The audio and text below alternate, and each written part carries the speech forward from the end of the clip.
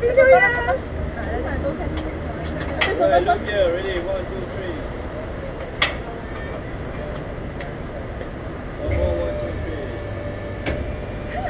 Oh my god! Oh my god! Stay and sit and write again ah? Eh can ah? 20 what? You want 10 times 20 times? Cannot, no, once. Shit, Okay. Oh my god. Okay. Where can I? We do know that a similar description of a vehicle was seen leaving this area as well. We've reached out to several law enforcement agencies to get more information and to figure out how all of this started and if they have any arrests or information about those suspects we saw continuously on the same surveillance video from multiple locations. In Maple Valley, Farah Jadran, King 5 News.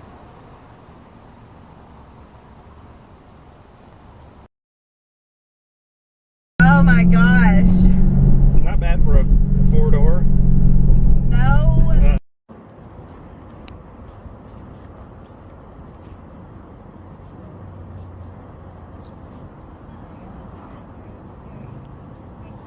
Train's coming.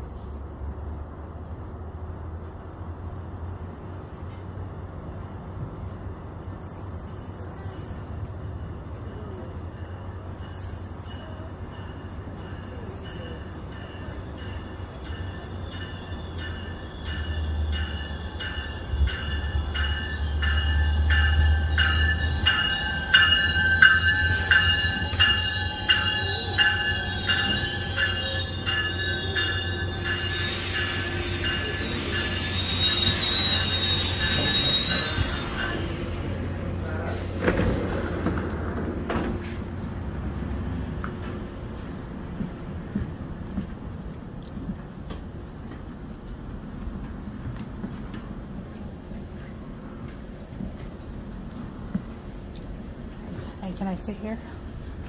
Thank you. Please stand away from the door as passengers enter and exit the train. Thank you. This is Kapula. Next stop, King Street. Hey,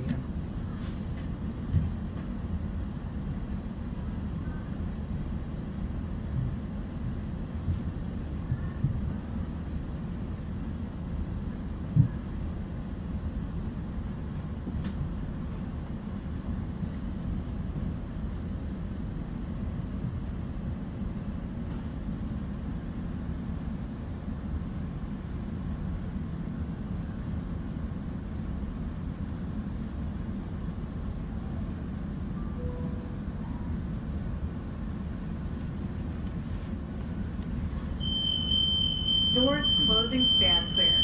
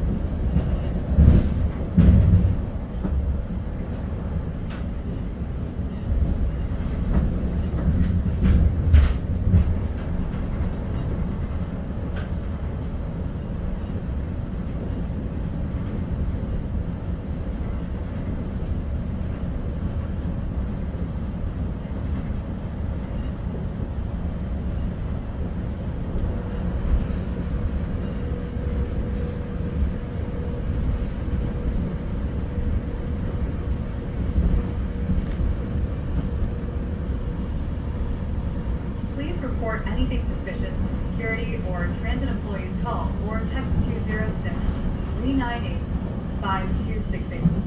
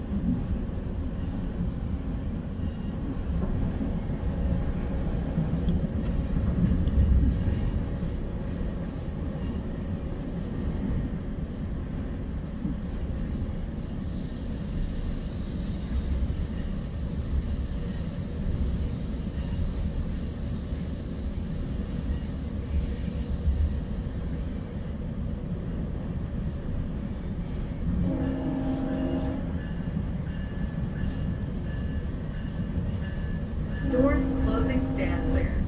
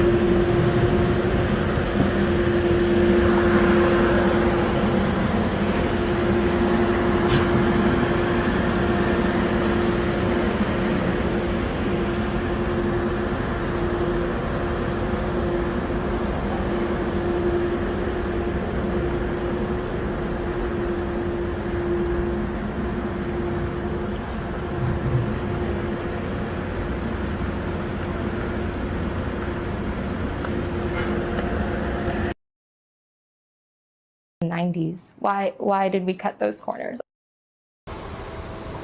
Again, today's jury selection is for a trial, the first of any of these cases to go to trial, involving a 2-year-old boy who may have been allegedly infected with Aspergillus mold while undergoing a procedure here at Seattle Children's. So you'll want to stay with King 5 today and going forward. We're going to keep you up to date for every step of this trial. Live in Seattle, Farah Jabrin, King 5 News.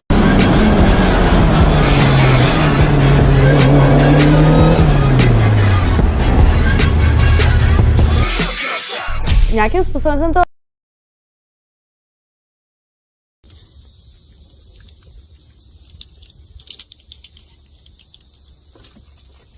Alright, you can step down. Okay. Alright, you ready? Yes, I'm ready.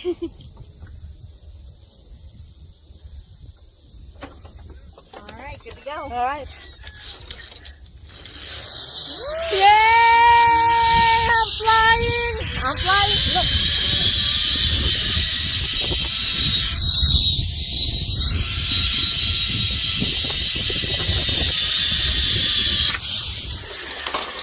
Alright. Oh my god, that's fun! You see, I'm a little bit nervous, but... Come up there. Alright, a little bit more? Oh, you're good right there. Okay.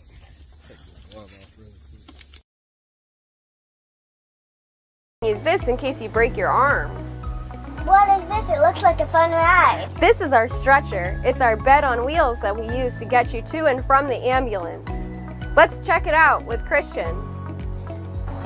Hop on. All right, one foot buckle. That one too. There's so many buckles. It's kind of like, you know, a spacecraft. Christian's gonna show us how to operate the stretcher. First, he pushes a button.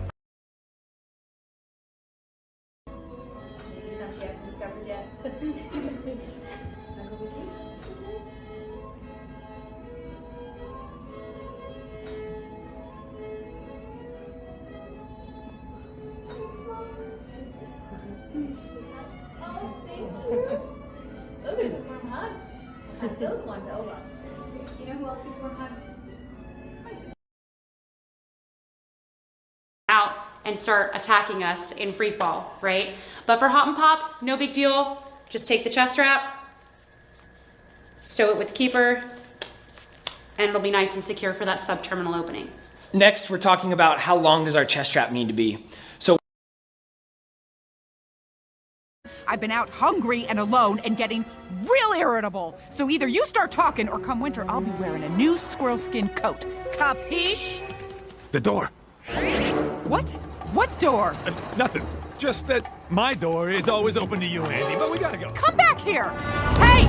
And hold on to that thing, okay?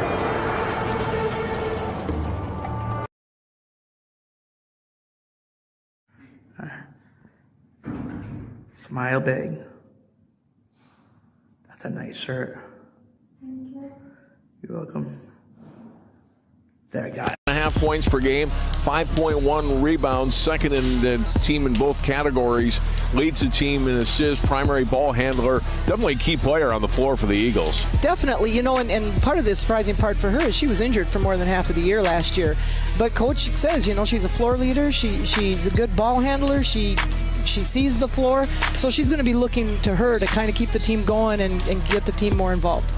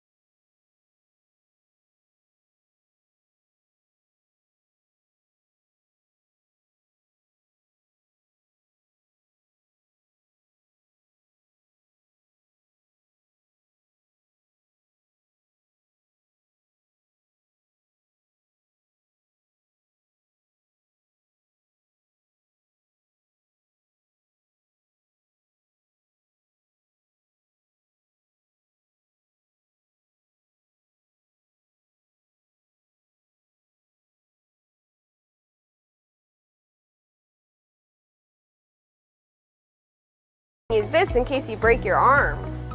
What is this? It looks like a fun ride. This is our stretcher. It's our bed on wheels that we use to get you to and from the ambulance. Let's check it out with Christian.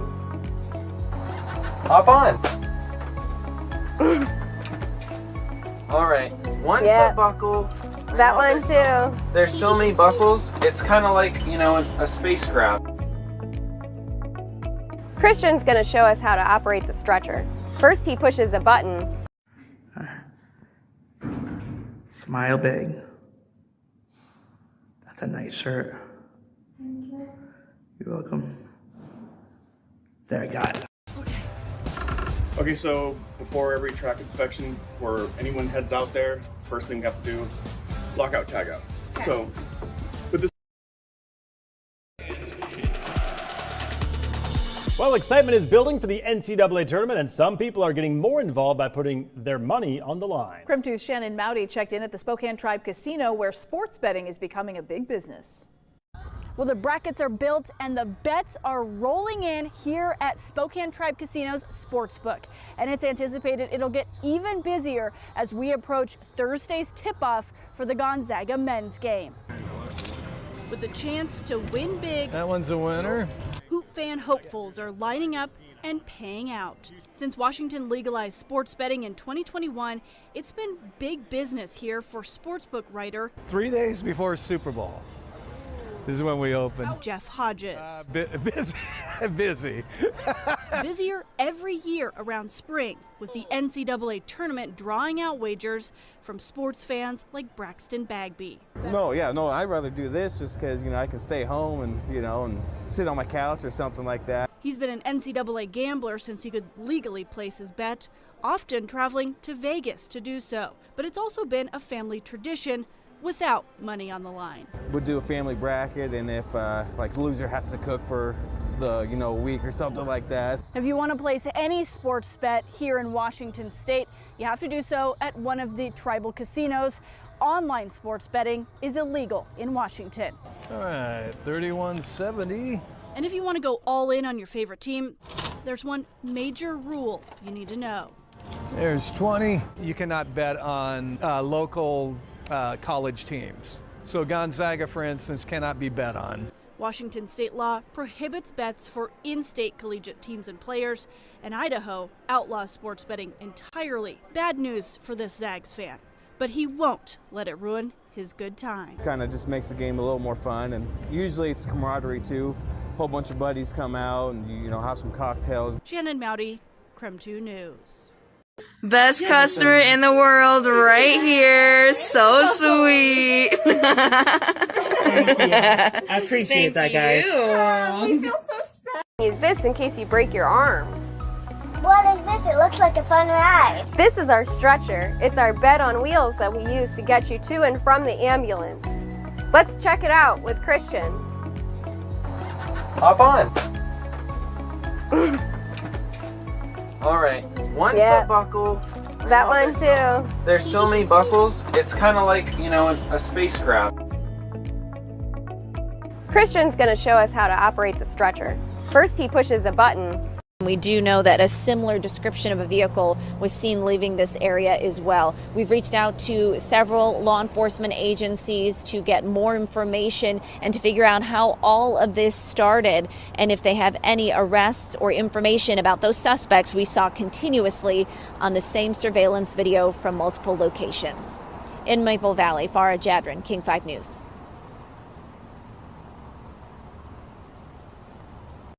Yeah, not a problem. Thanks. Our favorite customer. Can't believe he's moving. I have it at home. Okay, you want to hang on to this? Go ahead and press stop and it's ready. All right, two glasses going on. No, I need to get John a drink so we can get the floor. Thank you. We do know that a similar description of a vehicle was seen leaving this area as well. We've reached out to several law enforcement agencies to get more information and to figure out how all of this started and if they have any arrests or information about those suspects we saw continuously on the same surveillance video from multiple locations. In Maple Valley, Farah Jadrin, King 5 News. Yeah, not a problem. Thanks. Our favorite customer. Can't believe he's moving. I have it at home. Here, you want to hang on to this?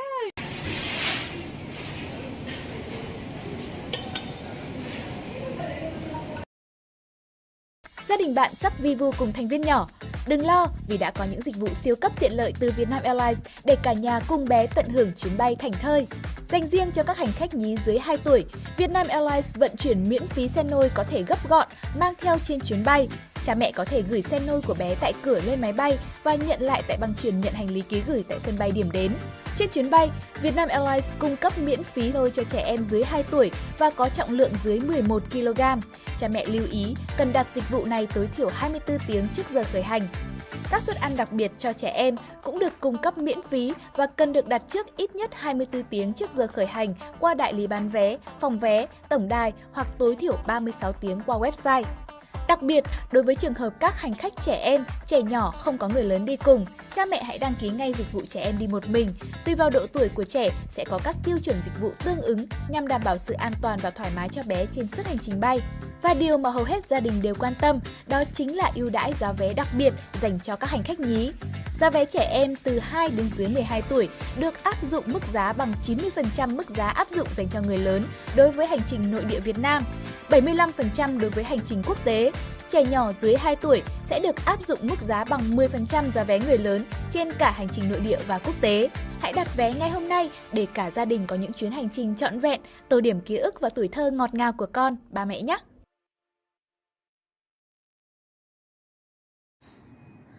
Hey, I'm gonna zoom in. I love that sash.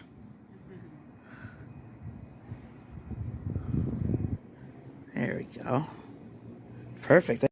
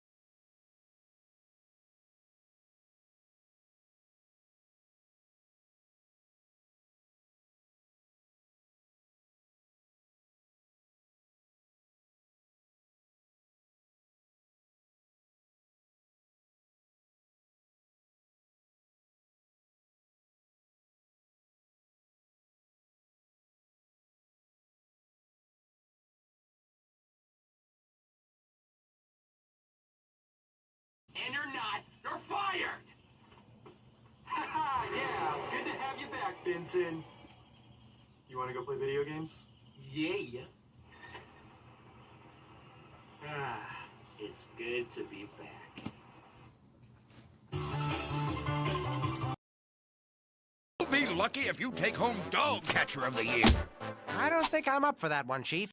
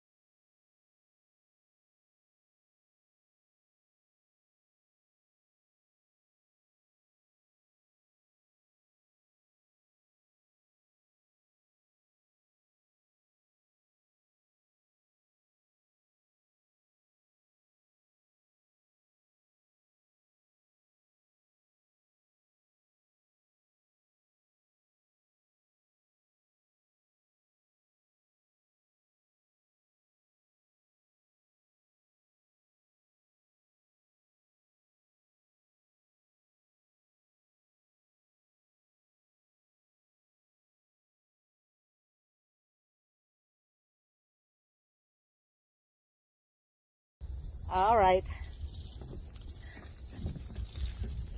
Make sure. Actually, all right. Bye.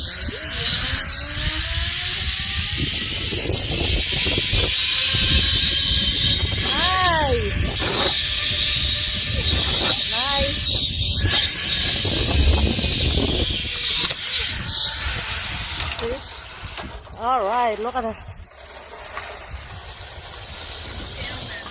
All right.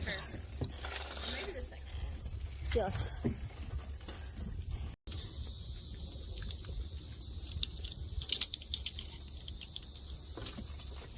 All right, you can step down. Okay. All right, you ready? Yes, I'm ready.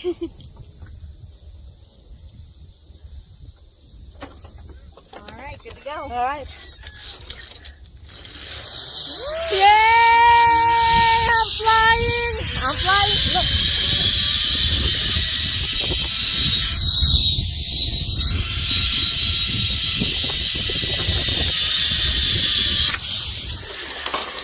All right. Oh my God, that's fun. You see, I'm a little bit nervous, but.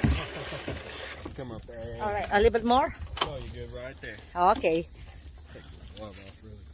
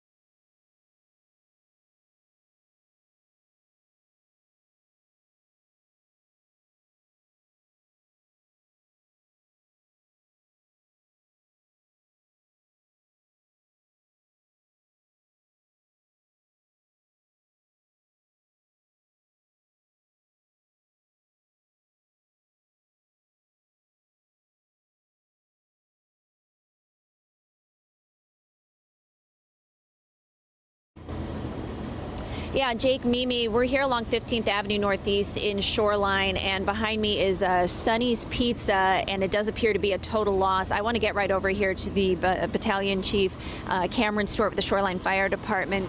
Good morning. You guys got here just after 5 o'clock. Can you tell me a little bit about the response you brought? A lot of firefighters. Amazing work, Christine, and it's happening every day for folks who just want to give back to their community. And I'm joined this morning by Megan York, who's getting ready to start her shift like she does every Friday. Megan, you and I were chatting. You know, you and your husband have been longtime donors to Northwest Harvest, but what made you decide to start volunteering in person?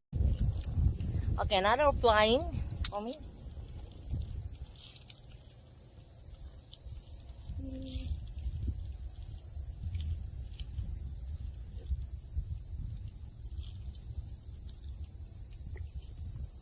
Good to go. All right.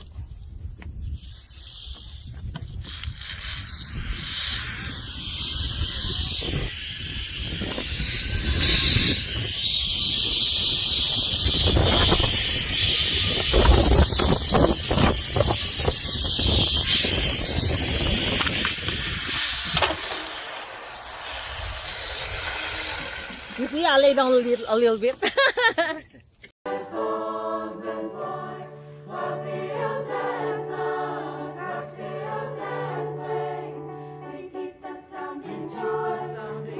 Yeah, this is my favorite time of year. We're going from the 80s down to the 70s and even 60s. Right now we're taking a live look outside. Hollywood is looking busy as ever, and I was looking closely. I think this is actually a pink Tesla Cybertruck. I have never seen a pink one before, but I guess Hollywood is the place to see one. We're looking at temperatures right now. They're around 74 degrees. Really nice sunny skies with some light winds as well, around 2 miles per hour. Here's a live look outside Long Beach. Another beautiful shot coming to us from Long Beach. They're around 73 miles per hour with some windier conditions as well, around 7 miles per hour, but the wind is really going to kick up in the next few days. Look at this low pressure system that we're tracking. So this cold weather that's coming our way, and also the wind and some rain chances too. It's all because of this. So the Pacific Northwest, they're already seeing it. And in the next couple of hours, Northern California is going to be seeing it too. As we head into early next week, I stopped the future track around noon tomorrow. So just a heads up, if you're going to be out around lunchtime, I would probably pack an umbrella. Auburn police are investigating on what led up to 2 people getting shot last night. They found both of the men on 29th Street Southeast around 10. They both had at least 1 gunshot wound. One went to Harborview, the other went to Valley Medical Center for treatment. Right now they have no suspects. Well, it's 12:05 and let's take a live look outside. We are checking out Friday Harbor, and even though it is pretty cloudy out there, it is still a very beautiful shot. Frankie Catafias is joining us from the Pinpoint Weather Center. And Frankie, yeah, it's cloudy and I see some green behind you too. Snow is expected in areas like here in Mount Vernon not only tomorrow, but our First Alert weather team is tracking possible snow throughout the first half of the week. And now many people will be traveling for Christmas, so the Washington State Department of Transportation and people here in Mount Vernon are urging safety. Downtown Mount Vernon already looks like a winter wonderland. We do love snow. We love the aesthetic of it. As Waverly Torres at Forte Chocolate says, people are getting ready for the holidays. Everyone comes in, has their list, goes down the list, checks off everybody's gift, and it's perfect, one-stop shop. They are also getting ready for winter weather, as Skagit County is one of the areas expected to get lowland snow tomorrow.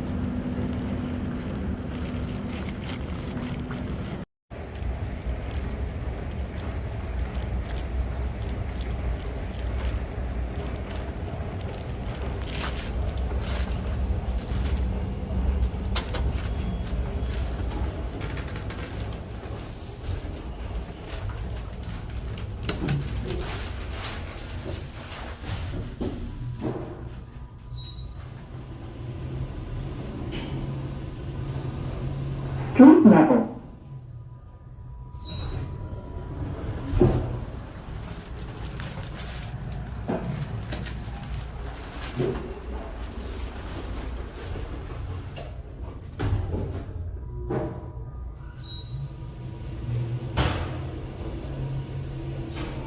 Mezzanine floor.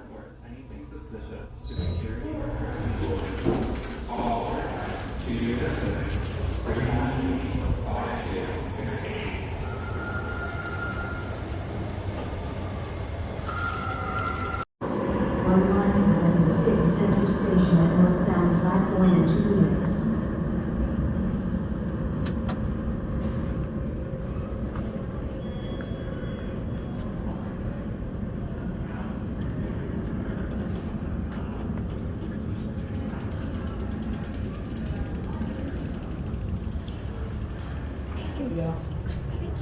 Good, how you doing?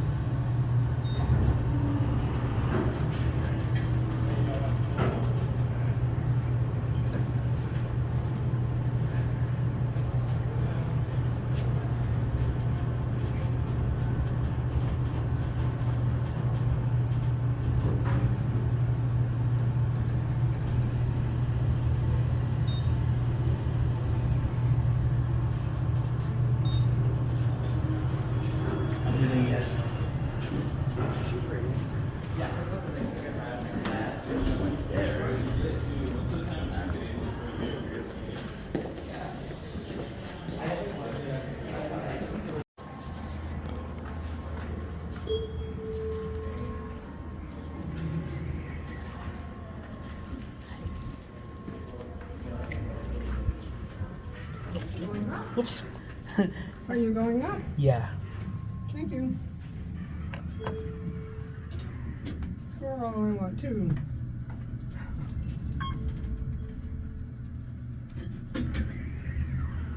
Have a good day. You too.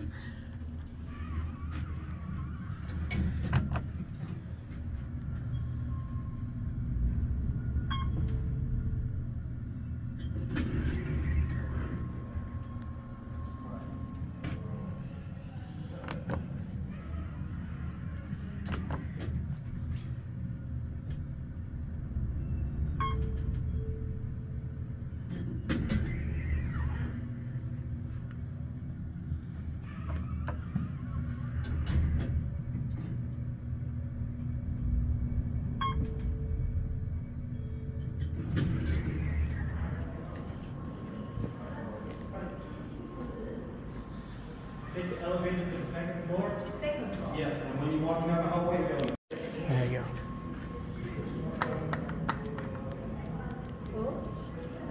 No light? Oh. Thank you. Second floor? It's right here. Thank you. You're welcome.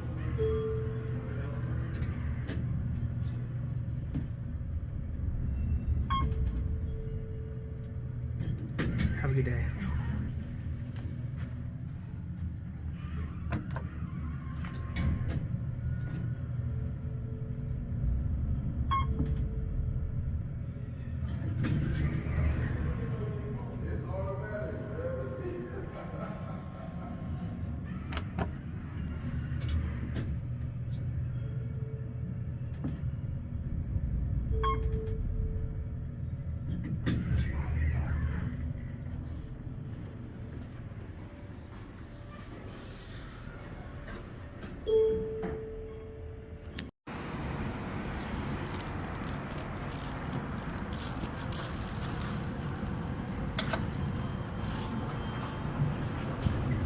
Going down.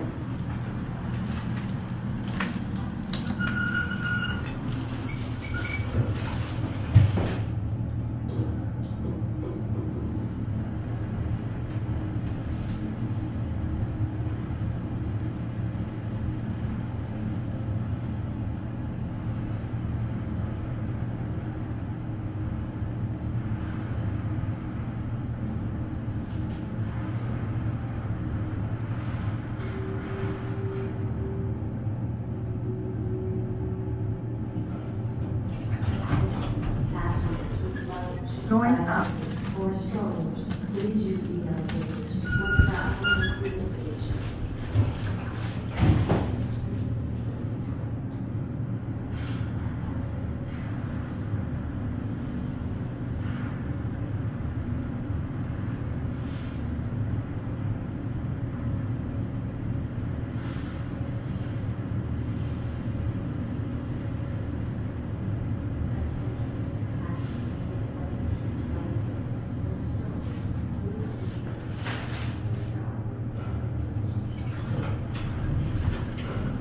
Going down.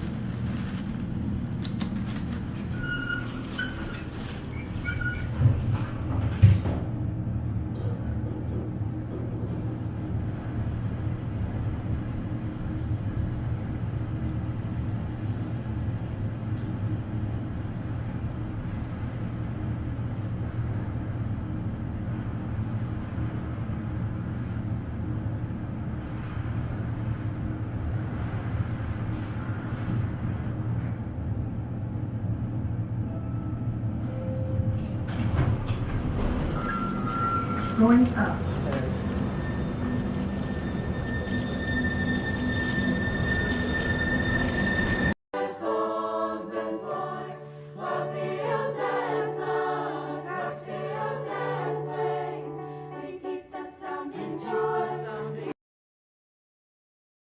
A limit of 7 years old and 70 pounds. A lot of families, a lot of bucket list people, a lot of birthdays, anniversaries. You can expect to have fun. Okay.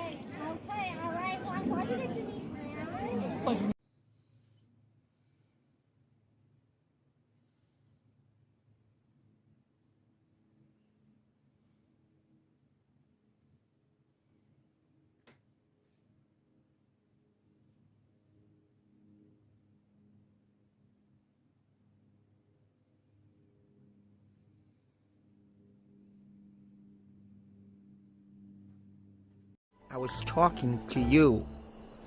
Fine, I'll tuck myself in. Oh, yes. Fine. Good night.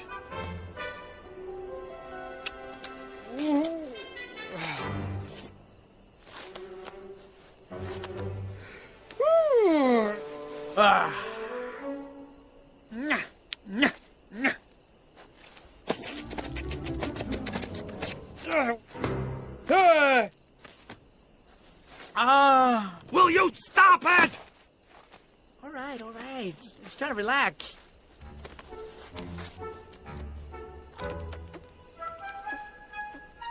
Hi. Hey, window licker! What? You're ugly! You're ugly! Yeah, well, if the seat wasn't here, I'd fight you. Well, I can jump over the seat. Yeah, me too. Well, let's go then. Go. They're fighting! Oh! Fight! Oh, fight! Oh, hell no! I want a piece of that! Wait, who's driving the bus? Get the hell up! Get back to your seats! If I catch you fighting again, you both are gonna leave here in body bags! Yes, sir. That's right. Sick of these damn kids. Can you please just drive the bus? Hold on, I need to take a sip of my Yoo-Hoo. Put your Yoo-Hoo down and drive the bus. How about you get pregnant at 15 years old, drop out of high school, and become a bus driver? Then you can make the rules. Okay. Now, why am I getting pulled over? Probably because you weren't driving the bus. Well, my son is a police officer. I'm getting out of this ticket. Can't wait to see what this is about. Open the door. Ma'am, can you please explain to me why no one was driving this bus? But Mom, why are you driving a bus? I knew my own son would be the one to pull me over. Mom, you weren't driving the bus. There's kids in here. You can't do that. Well, there was a fight in the back and I had to break it up. Well, then why didn't you just pull over? And you're not even supposed to be driving. Your license got suspended because you get too many DUIs. Well, I gotta make money somehow. Are you gonna pay my mortgage? No. All right, then get the hell off my bus. Okay, but look, if you get pulled over again, I can't help you. That's all right. This force loves me. Okay. All right, sorry about that, kids. That was my son trying to pull me over and give me a ticket. So if you love your mother and you grow up, don't be like him. Now let's see if I can get you to schools on time so you can get an education. Hey, Joseph, what are you doing? Dude, I gotta get ready for school. Gotta smell good. Well, she said don't spray cologne. Dude, she'll never know. Achoo! All right, that's it. Which one of you sprayed the cologne? I just sneezed my tampon out. Was it you? I'm throwing up. Oh, I'm gonna find who sprayed that cologne. And when I do, I'm gonna throw you off this moving bus. Dude, she's coming! What do we do with it? I'll get rid of it. Throw it. Ah! Was it you? Do you guys have the cologne? No, I think it's back there. Yeah. All right, I'm coming. What is this? Aha! I gotcha. What are you talking about? You're the one with the cologne. No, I just found it. Likely story. You're coming with me. You're coming up this bus. Get off my bus! I'm calling my dad. Did she just throw her off the bus? She did, dude. She did. At least it wasn't me, because my life matters. Mm-hmm.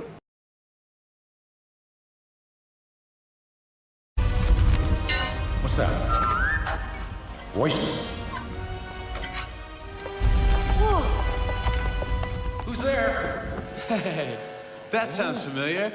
I'll take familiar over the Temple of Doom any day. Let's get out of here.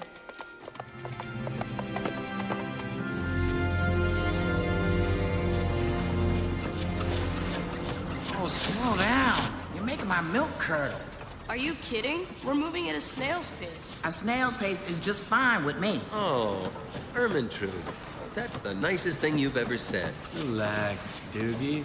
Soon this whole crazy trip will be behind us. Behind us! That's what I said, man. Now look behind us! You can't leave. Faster! Punch it, Chewie! Heads up!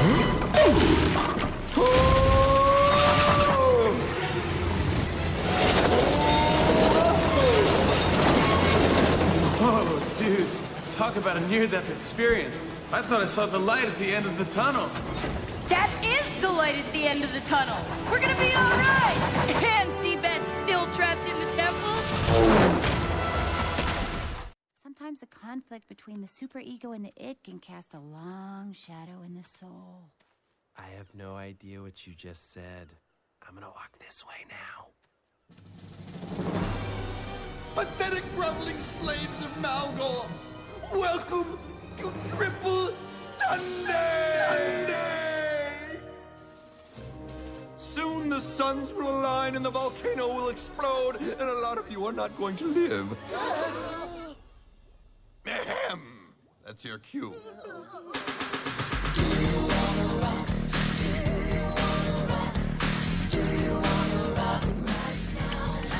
Now we party my way.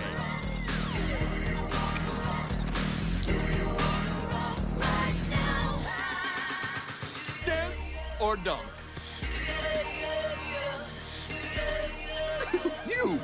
You're not dancing. Yes, I am. No, that's more of a shuffle. Nope, a dance. Shuffle. Dance. Shuffle.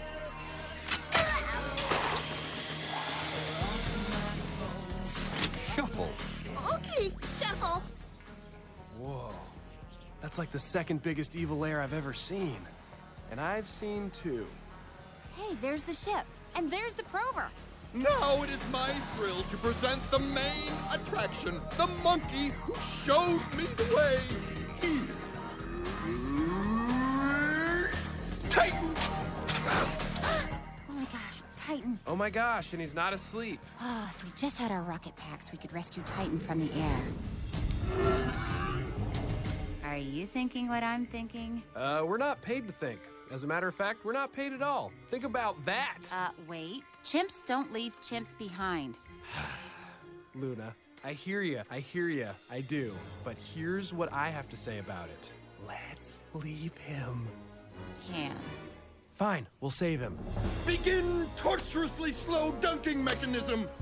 Zartig, now that I've gotten to know you, you seem like a reasonable alien, which is why I'm willing to offer you a plea bargain. No. Let's go. Oh. Here we go, ladies. Sure, go ahead, dunk me. Now you'll never learn how to use the 3D radar. Huh? 3D radar? Yo, whoa, that's right, 3D radar. Luna, follow me! Roger that. Who's Roger? Is it serious? Tell me, please. Flip the bar with the star. Not too far to start the radar. You take the left, I'll take the right. Alert, chimpanzees incoming. What? Yeah! Fire away!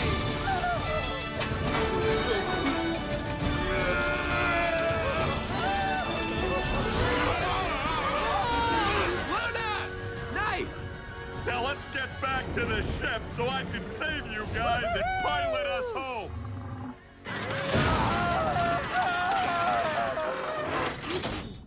Where did those chimps go? They escaped! Traitor!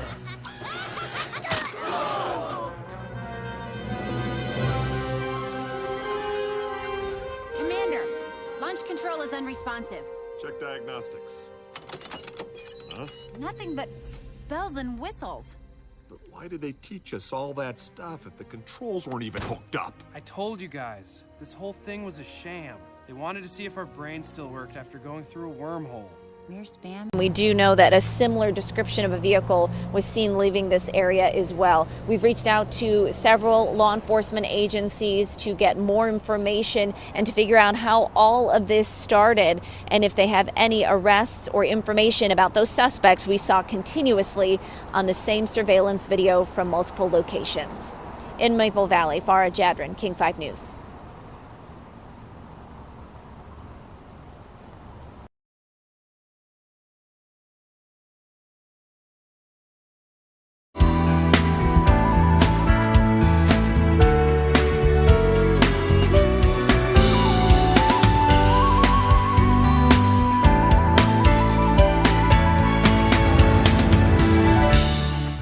Bad. Does it ever get in the way? Embrace the chance of 100%.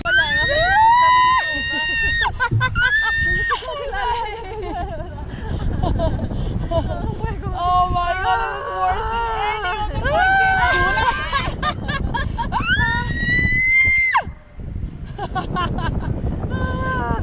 oh my god. I'm on it up.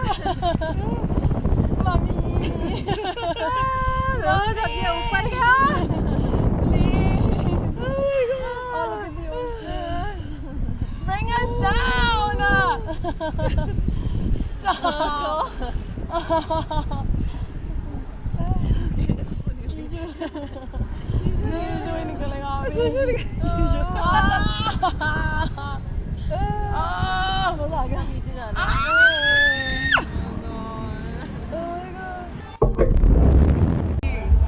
Okay? Yeah. Alright, it's gonna be good. Be good, yeah? Come up now. 3, 2, 1. Oh, gee.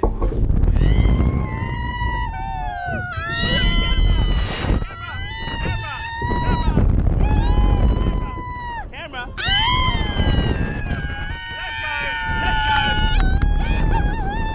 Up in the air. Up. Relax. Hey, look at the view. Look at the view now.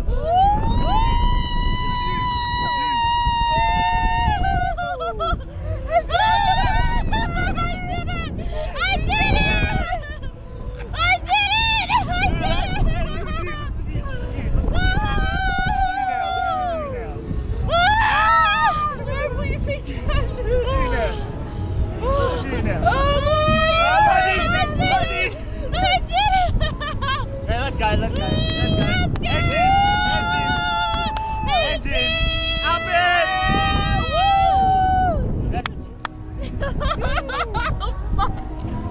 Oh my god! Oh, that was great. That was great. I want to do it again. Yeah? You want to do it again? Right, this is not. Oh my god, that was fucked! That was amazing! Like it! Oh, that was great. Oh, yeah. Ah! Not yet. You know what the other guy's idea of seafood is? A squished fish patty on a bun. My idea of seafood is Popeye's $5 butterfly shrimp tackle box. I'm talking 8 shrimp side and a biscuit for just $5. Of course, you could go with A squished fish patty on a bun. if you want to, but you'd be missing out on my delicious shrimp, and that would be a shame. I'd go with the shrimp. Sticking with chicken? Go for my $20 meal deal.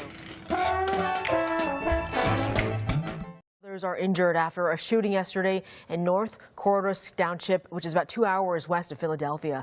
The state leaders there say the 3 who are dead were Northern York regional officers and the 2 injured are York County Sheriff's deputies. Investigators say the officers were serving a restraining order from the suspect's ex-girlfriend and tried to arrest him.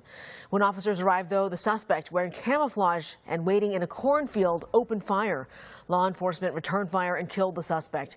Pennsylvania Governor Josh Shapiro called the tragedy a reminder to appreciate first responders and urged more action to prevent gun violence.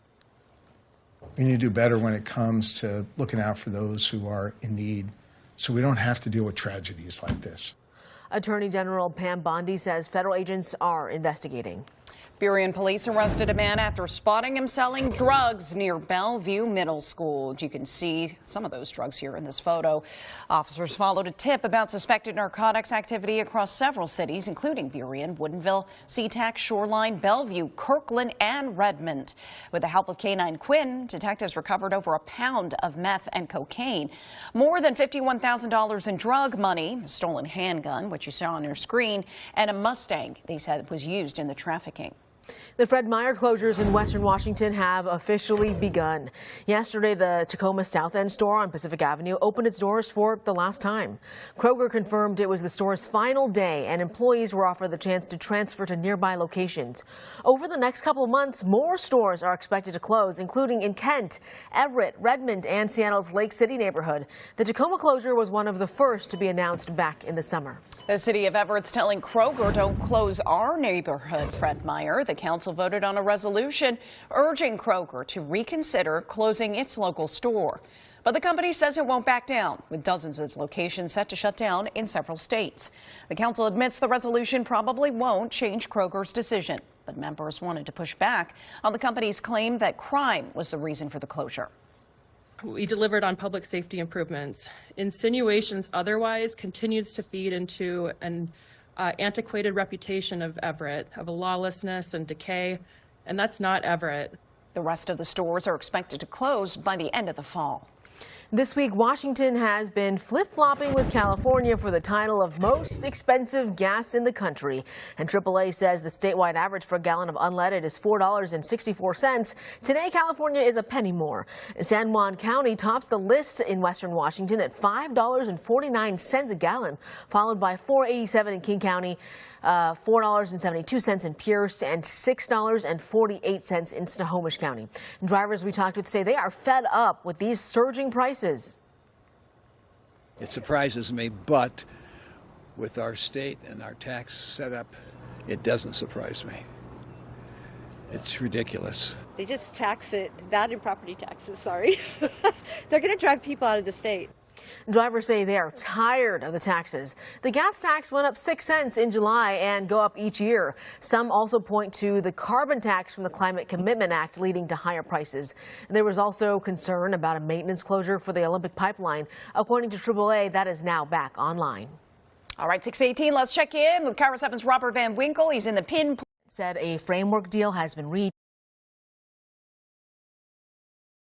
and President Trump will meet with Chinese leader Xi Jinping Friday to finalize it. Bessonette said the priority has been making sure the deal is fair for the Chinese and completely respects U.S. national security concerns. A bipartisan bill signed by former President Joe Biden last year banned TikTok in the U.S. unless its China-based owner ByteDance stripped its stake in the U.S. assets of the social media company. Let's take a live look now at the big board on Wall Street, where it has been an up and down day. Some in the green, some in the red. Right now, the Dow up just a little bit at 37 points in the green. So let's check in on your local stocks, see how they're doing right now. You can see a mixed bag here. Microsoft up about 0.5%. Amazon up 1.53%, while Boeing is down just a hair, down 0.04%. And checking in on your precious metals, too, you can see that gold, silver, platinum, and palladium all doing well. Silver doing the best of the bunch this noon hour. A Pierce County homeowner kills a man after he says someone tried to break in. The suspect turned out to be a neighbor. What deputies say happened moments before. So right when I thought Mom would start taking it easy with her osteoporosis, boom, we moved to this cool new place in the city. If you have postmenopausal osteoporosis and are at high risk for fracture, Evenity can help you rapidly build new bone in just 12 months. Evenity is the only bone builder that also helps slow bone loss, and it's proven to significantly reduce spine fracture risk. I knew she started taking Evenity, but she told her friend it builds new bone. Builds new bone! So yeah, we get out, we explore, and do whatever that thing is on the floor. Evenity can increase risk of heart attack, stroke, or death from a heart problem. Tell your doctor if you have had a heart attack or stroke. Do not take Evenity if you have low blood calcium or are allergic to it, as serious events have occurred with Evenity. Signs include rash, hives, swelling of the face or throat, which may cause difficulty in swallowing or breathing, muscle spasms or cramps, numbness, or tingling. Tell your doctor about severe jawbone problems, as they have been reported with Evenity. Report hip, groin, or thigh pain. Unusual thigh bone fractures have occurred with Evenity. Ask your doctor about building new bone with Evenity. Not a very good feeling, is it? I'm Blake Anderson, and if you've ever dropped your phone, wallet, or fries between the seats, you already know why I use the console catcher. This thing is simple, but kind of brilliant. It's a flexible insert that slides between your seat and the center console and stops everything from falling into that annoying seat gap. You know that gap.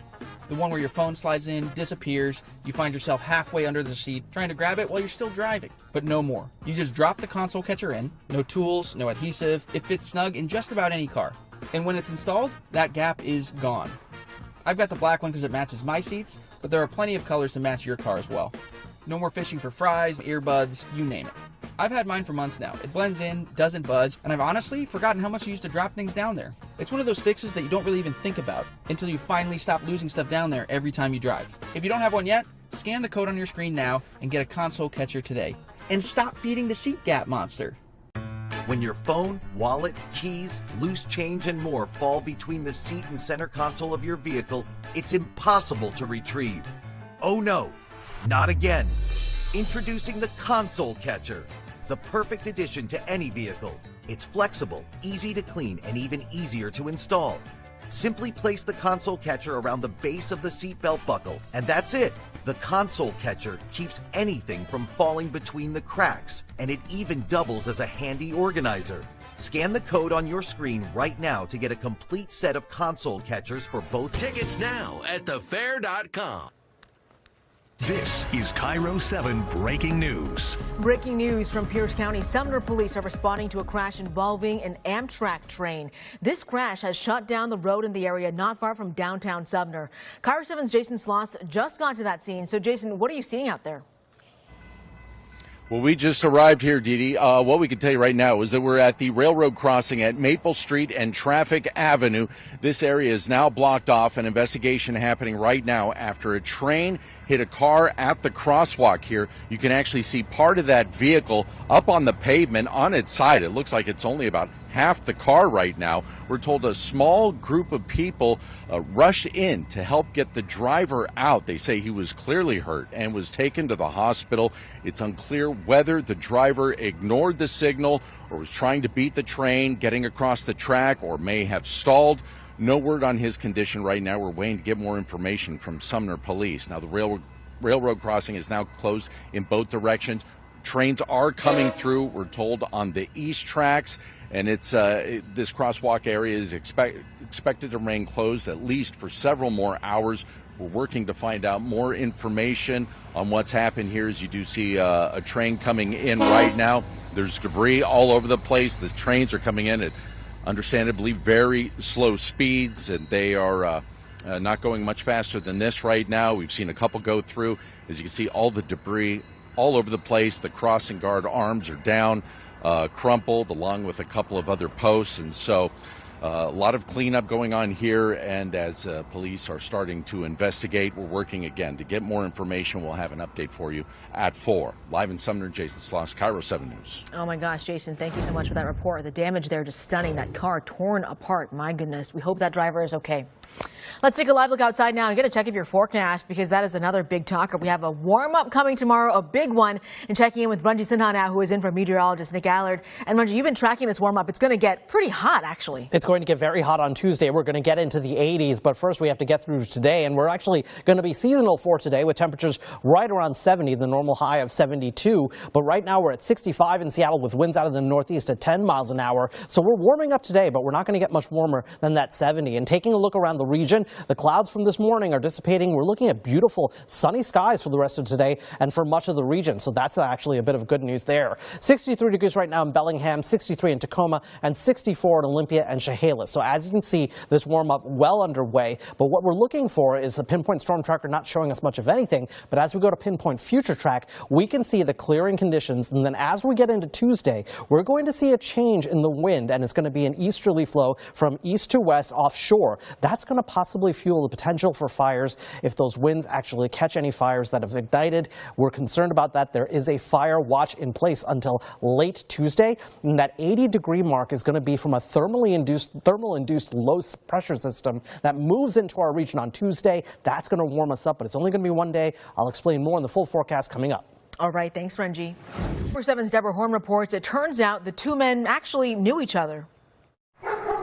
The peace of this Spanaway neighborhood was shattered at about 1:45 Sunday morning. What did you hear? Gunshots. Amir Hall says when he has heard that sound before, it was most often fireworks. Did you think it was fireworks when you heard it? It sounded like a gun, but I didn't believe. I'm like, no, not in this neighborhood. Pierce County Sheriff's deputies say the homeowner called 911 saying someone was banging on his back door trying to break in. Moments later, the homeowner said he had shot the alleged intruder. Deputies arrived within minutes of it happening, and they did find a 36-year-old male on the back porch that had suffered from one gunshot wound. They attempted life-saving measures, and fire arrived. They attempted life-saving measures, and unfortunately, that male did succumb to his injury. The man's mother identified him as Russell Terry II, a father of 5. He was living with his grandmother, who moved to this neighborhood some 30 years ago. They say he was a plumber who was deeply loved. Neighbors reported that in the moments before the fatal encounter, their Ring cameras captured him banging on their doors, too. How's the homeowner doing? Well, you know, unfortunately, nobody ever wants to take somebody's life. But Deputy Capetto says detectives don't believe what the homeowner did is a crime. So at this time, we are not looking at arresting the homeowner, and this is being investigated as a case of self-defense. Deputy Capetto, who you just heard from there, says there is surveillance video that supports the homeowner's case, but the Pierce County prosecutor will be the one ultimately deciding whether to file charges. In the meantime, the homeowner remains free. Pierce County Sheriff's deputies arrested a suspect who they say was walking toward a daycare while holding a gun. They're sharing this video taken on Wednesday morning at Aspen Creek Apartments in Puyallup. Several people called police to report the suspect's alarming behavior. Deputies identified the 36-year-old man and learned he has felony warrants. A canine tracked him to a home, going through a shed in someone's backyard. And then a different canine found the gun in that shed, which deputies say is reported stolen. Deputies also found drugs in the suspect's pocket. Now he faces several possible charges, including burglary. A serious car crash has closed 84th Avenue South in Kent. This was this morning. We're working to get more information about what caused this crash, but it caused a ton of damage. Look at this car just torn apart. Looks like it was also impacted by fire. Another piece of vehicle right there. We're still working on finding out the conditions of everybody involved, but this caused an extended closure this morning at the intersection of 84th Avenue and 210th Street in Kent. We are taking a live look at SEA this afternoon. You can see departures looking a little bit busy there. Well, we're also learning that Southwest Airlines is now following the Federal Aviation Administration's warning about the dangers of lithium-powered batteries with a new policy. Starting next Thursday, Southwest passengers will have to remove the batteries from mobility devices like wheelchairs because of fire hazards. Passengers will have to carry them into the cabin before their wheelchair is checked. The airline said it will not count against a passenger's carry-on bags. The policy will also restrict the size of lithium-powered batteries that are eligible for transportation on Southwest flights. As the temperatures cool, so do prices for airfares and hotels. Travel experts say fall is actually a great time to book a trip and save. Jen Sullivan looks at how you can score some big savings right now. Do you have the end of summer blues and want to get away? Now is the perfect time to book a trip. Travel's all about supply and demand. Emily Kaufman, known as the Travel Mom, says now through mid-November, airlines and hotels start slashing prices. Destinations are less crowded, kids are back in school, and it's what we call the shoulder season. Many places in Europe offer major discounts on hotels during the fall. You can still see spectacular weather throughout the fall in places like Europe. If you want to travel to see some beautiful fall colors, Whistler, Canada is a great option. Your dollar will go further in Canada. The exchange rate as of Monday is $1.38 for every U.S. dollar. Many cruises have great deals this time of year. Royal Caribbean Cruises offers big savings for any cruise booked now through October 2nd. A second guest is 60% off with a full paying guest. It is hurricane season during the fall, so you have to remember through the Caribbean and Mexico that this could be potentially a threat to your vacation experience. Looking to travel somewhere warm domestically? San Diego offers great discounts for families in October. The entire month, kids under 11 get in for free at major attractions like the San Diego Zoo. That saves $66 per child over the age of 3 right there. SeaWorld and many other museums also have free admissions for kids in October. If you're looking to really save, Kaufman says the cheapest time to travel is the week of November 17th. That's the week before Thanksgiving. Makes you want to go on vacation. All right, Hollywood gave Stephen Colbert a standing ovation as he and his staff took home an Emmy for Outstanding Talk Series last night. This comes 2 months after CBS announced it was canceling his Late Show after next May. Colbert thanked the network despite the looming cancellation. CBS cited financial reasons for the move. It came on the heels of CBS's parent company Paramount settling a lawsuit with President Trump, a decision Colbert criticized on the show. His fellow late-night host Jimmy Kimmel launched a campaign in support of Colbert last month, even putting up a billboard in support. While I have your attention, is anyone hiring? Because I got 200 very well-qualified candidates with me here tonight who will be available in June. Oh, you heard him there mentioning his cast and crew who will also be losing their jobs. Entertainment Tonight was the only show backstage at the Emmys, and hosts Nichelle Turner and Kevin Frazier talked with us about Colbert's emotional night. People cheer. They started chanting, "Steven, Steven." Like, it was just such an overwhelming show of emotion. And when they came backstage, his EP talked about what a great leader Steven is and how he has led with grace and dignity and how he is beloved. Beloved for sure. And there were some big winners at the Emmys last night, including Washington's own Jean Smart. The Seattle native took home the Emmy for Outstanding Lead Actress in a Comedy for Hacks, her 4th time winning for the role and 7th total. All right, coming up, we all know babies and everything you need to take care of them is very expensive. But wait until you hear about the price tag for this stroller. A Seahawks win. We are breaking down the big moments from the game as the Hawks get their first W of the season. Let's help kids stay warm and have some fun this fall with the Boo and Bundle Halloween costume and coat drive. Drop off new or gently used Halloween costumes or cold weather clothing at your neighborhood Papa Murphy's. All donations go to help Mary's Place to help children and families in need. When you donate, you'll also get a Papa Murphy's coupon card with over $30 in savings. For more information and a list of drop-off locations, visit KIRO7.com/. If you've been injured in an accident that was not your fault and you don't have an attorney, don't go it alone. Take action. We have legal professionals standing by to help you and let you know what your case is potentially worth.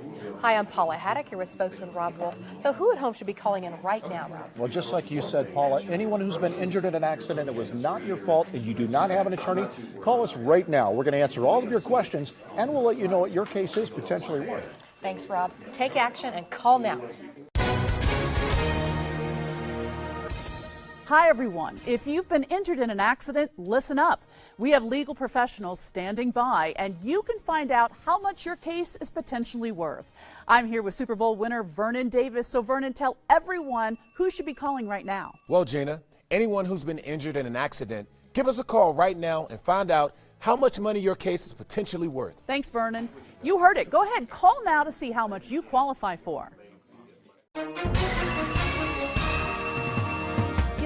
lastimado en un accidente, no fue su culpa y no tiene un abogado, tenemos profesionales legales en vivo, listos para hablar con usted y contestar todas sus preguntas y darle el valor potencial de su caso. Milo, dígale a los televidentes en casa quiénes deben llamar.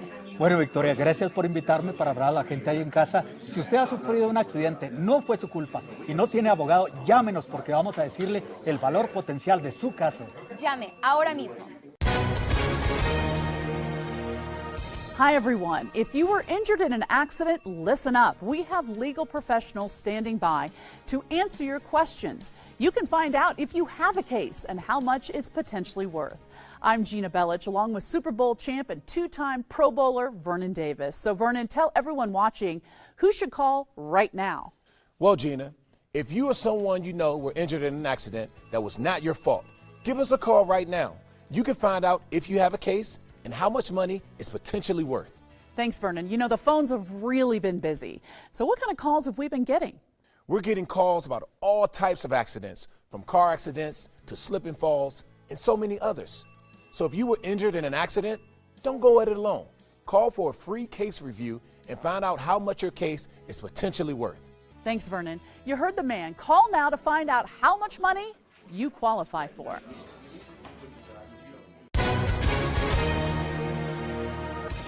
Hi, everyone. If you've been injured, came face to face with a cougar right on his own deck. Check this out. It happened Tuesday morning. The big cat walked right up to the sliding glass door, tried to get in, and when that didn't work, it circled the deck looking for another way inside the house. Eventually, it curled up in the bushes like it was just waiting for someone to step outside. Oh my gosh, unwelcome visitors. Swing it away! Leo Rivas, what have you done? Wow! Wow! He walks it off in the 13th inning! Oh my gosh, you gotta love this. A magical moment inside of T-Mobile Park off the bat of rookie Leo Rivas. This is just his second career home run. He helps the Mariners sweep the Cardinals. The M's are now in a 5-game winning streak. The homestand continues tonight against the Los Angeles Angels. First pitch is at 6:40. The Seahawks are back at practice, preparing to head to Pittsburgh to play the Steelers this weekend. The Steelers are looking different this year, with former Seahawk DK Metcalf now on the other sideline. As for the new Steelers' new quarterback, Aaron Rodgers, the Hawks' defense says they are prepared. I just think he's not the same as he was when he was younger. So I think it's just for us to just getting to the spot, getting in his face, getting hits on him as much as possible, and just wearing him down. Ahead of Sunday, the Hawks have 8 players on the injured list, though, including cornerback Devin Witherspoon and wide receiver Jake Bobo. Lumen Field just scored big, not just in the West, but across the entire country. A new USA Today poll ranked it the best NFL stadium in America. Fans gave it high marks for easy public transit, incredible views, and, of course, the food. Coming in second place, Mercedes-Benz Stadium, home of the Atlanta Falcons. It's official. Washington's Liquor and Cannabis Board just approved beer and wine sales. Yep. At Washington State University football games. Yeah, the university will be able to sell beer and wine at 16 locations inside Martin Stadium in Pullman this season. And this is a pilot program, so the sales are allowed throughout the stadium, but alcohol is banned in the student section. Smart. Makes sense, Yep, yes. yep, And the yep. cups have unique designs and sizes, so they're not going to be mistaken for non-alcoholic drinks. And they will shock you if you have too much. If Wolf fans are banned from buying more than 2 drinks per person during each transaction. It's going to be a long line. Yep, and of course they're checking IDs. Oh, boy. Well, what do you think? You think it's a good idea? As a Coug, just keep it out of the student section. Hey, we have a lot of cloud cover still in Seattle. You can see it there, but at least, we can see the ground now. We could not for a lot of the morning. We had a dense fog advisory. I think they officially put that into effect about 8:30 or so, then that ended at 11, and there isn't any fog here. It's just that low cloud cover, but man, is it a lot cooler than yesterday, except for Forks and Wenatchee. You're even in Hoquiam, but everybody else, 6, 2, 9, 11 degrees cooler than this time yesterday. At 63 at Olympia, 60 in Seattle, 70s east of the Cascades, and 58 for Bellingham and Everett. And look, if you check out your Pinpoint Storm Tracker, you're seeing more sun breaks now around like Alderwood north to the border, and you're seeing a lot of clouds still around Tacoma, Olympia, and Seattle. Now that we have those holes in the clouds, you will see more developing, and that's the plan. Between now and say about 2, the next 90 minutes or so, you're going to see more sun breaks, and then by 5, we'll go partly cloudy conditions, keeping clouds the longest, southwest interior of the state and up against the foothills. Overnight tonight, clouds again push in. I don't know if there's quite as much moisture for mist, drizzle, and fog tomorrow morning, but you do see a lot of clouds to start things off. And from 7 to noon, it's still cloudy around this time. Second part of the day, though, you do see sunshine. And then quickly on Saturday, I just want to show you, you get a few clouds to stream through, but here's noon. It's at least partly sunny, and by the end of the day, partly to mostly sunny. You do see high clouds at night, and this will run out of data, so I won't show it to you, but on Sunday, then moisture is going to push in. Highs today in the upper 60s and lower 70s. I'm still debating taking the 70 out because we're only, in the upper 50s and lower 60s now. And then looking ahead, how much rain we talking about? Well, I've seen some projections put around 1/4 of an inch in Seattle. The latest round has us at about 1/10 or so on Sunday to maybe 1/4 of an inch or so in Olympia and a little bit less farther north. And the point is, this is just measurable rain coming in for Sunday. Spotty areas of rain, but still there. It's still measurable. Pinpoint 7-day forecast with your weekend always in view from the upper 60s and lower 70s today. Tomorrow, you get a little warmer Saturday, another cooler day Sunday. That cloudy and rainy day on the forecast there looks worse than it really will be. It's still going to be rainy, but not like heavy everywhere. And then Monday through Wednesday, low 70s and some sunshine. Oh, we really need that rain, though. We do. It's going to be weird, but I'll take it. Yeah, we'll take it. I guess we don't have a choice. We also don't have any choice. All right, if you have travel plans coming up, Carolyn Gracie says she has found a way to keep your trip organized and germ-free. It is today's local Steals and Deals. Introducing your next must-have travel accessory, and I mean must-have in this case. Did you know when you travel by air that the tray tables are the dirtiest thing on the plane because they hardly ever clean them? They just pop them back up, and then you sit down and who knows what was on it from the person before. Also, those pockets on the back of the seat, they could have somebody's dirty Kleenex or worse in there, and again, not cleaned. So we have a perfect accessory for you that's award-winning from the National Travel Association. It got the Best Travel Accessory Award. It's called Airplane Pockets. It's fabric that's stretchy, machine washable, reusable, and it's universally fitting, so it goes over any size tray table and creates like a tablecloth for you to eat off of or put your hands on or any of your stuff. It also has 4 pockets attached. One of them is big enough for your laptop, and you can organize all your other stuff too, like your drinks and your food and snacks, the kids' toys, your glasses, your phone, your hand sanitizer, whatever you take on the plane, and then you won't forget anything because you can wrap the whole thing up and stick it in your bag on the way out. But in the meantime, you're not touching anything with bacteria or yuck on it because your tray table is covered with the Airplane Pocket. And right now we're offering 33% off on Airplane Pockets. Just go to localsteals.com for this exclusive offer. From food scraps to a nutrient-rich compost, we're showing you how one city is tackling food waste to help save the planet. Here's a look at KARA 7's afternoon lineup. 1 p.m. Beyond the Gates, 2 p.m. The Bold and the Beautiful. Then it's back-to-back episodes of Judy Justice. Entertainment tonight is at 3:30, and then watch KARA 7 News. We've been taught actions speak louder than words. But after a car accident, lawyers often use marketing words to get you to hire them. I'm attorney Kirk Bernard. It's not about words. It's about results. Ours have broken records, helping accident victims rebuild lives. After a car accident, don't fall for marketing words. Call Bernard Law Group for results. 800-690-1000. There's power behind every plug, and you can only hope to harness it. E3 spark plugs with Diamond Fire technology give you more power and better fuel efficiency from 2 cylinders to 12. When the holidays get busy, Popeyes has you covered with our delicious $20 and $5 holiday feasts. So I can grab a real dinner on my way home. I got you. It's enough chicken for 4, plus 2 large sides and biscuits for $20, or 2 pieces of fries and a biscuit for $5. It's my gift to you. Oh, you got your hands full. Why, what are they doing? Y'all deserve some Popeyes, so treat yourselves to my $20 or $5 holiday feast. Love that chicken from Popeyes. Starting pay is $75,000. medical, dental, vision, and life insurance included. Plus, get education reimbursement and long-term disability. Don't wait. Create your job profile online and apply to join the Newport Seattle team today. Hey, sir, you dropped your wallet. Oh, hey. Appreciate it. Thanks so much. Hey, wait a second. Did you take my money? Wait, you think I stole your money? You can just frisk me and check. Well, yeah, but... Hold on. I'll do it.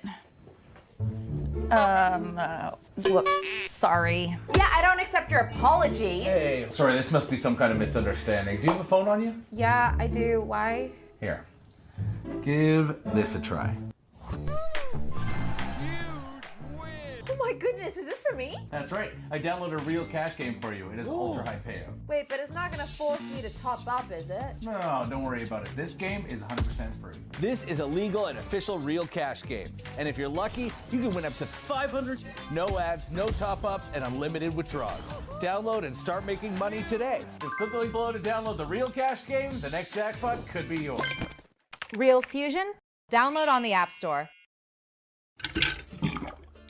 Ooh! That's one humdinger of a clog. Didn't have much success with this bottle of drain cleaner.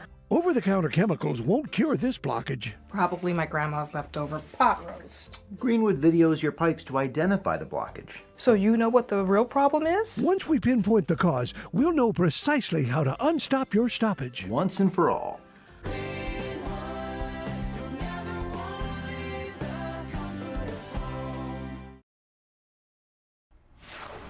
This morning, President Trump is responding to late-night host Jimmy Kimmel's on-air return last night. On Truth Social, Trump said Kimmel's return to some ABC stations, quote, puts the network in jeopardy, adding, we're going to test ABC out on this. Kimmel's week-long suspension stemmed from his on-air comments about the president's response to the murder of conservative activist Charlie Kirk. Kimmel addressed the comments in last night's monologue. It was never my intention to make light of the murder of a young man. I don't think the murderer who shot Charlie Kirk represents anyone. This was a sick person who believed violence was a solution, and it isn't. Ever. Kimmel also spoke about his concerns over free speech and thanked people from across the political spectrum for speaking up. Next star Ann Sinclair, which owns Como here in Seattle, continued to preempt Kimmel's show. It affects about nearly 70 ABC affiliate stations across the U.S. The FCC chair praises station groups for what he calls their stand against a national programmer. Disappointing and insulting. That's how Seattle Mayor Bruce Harrell is describing a new ICE recruitment ad that's been blanketing local airwaves. You might have seen it. Join ICE and help us catch the worst of the worst.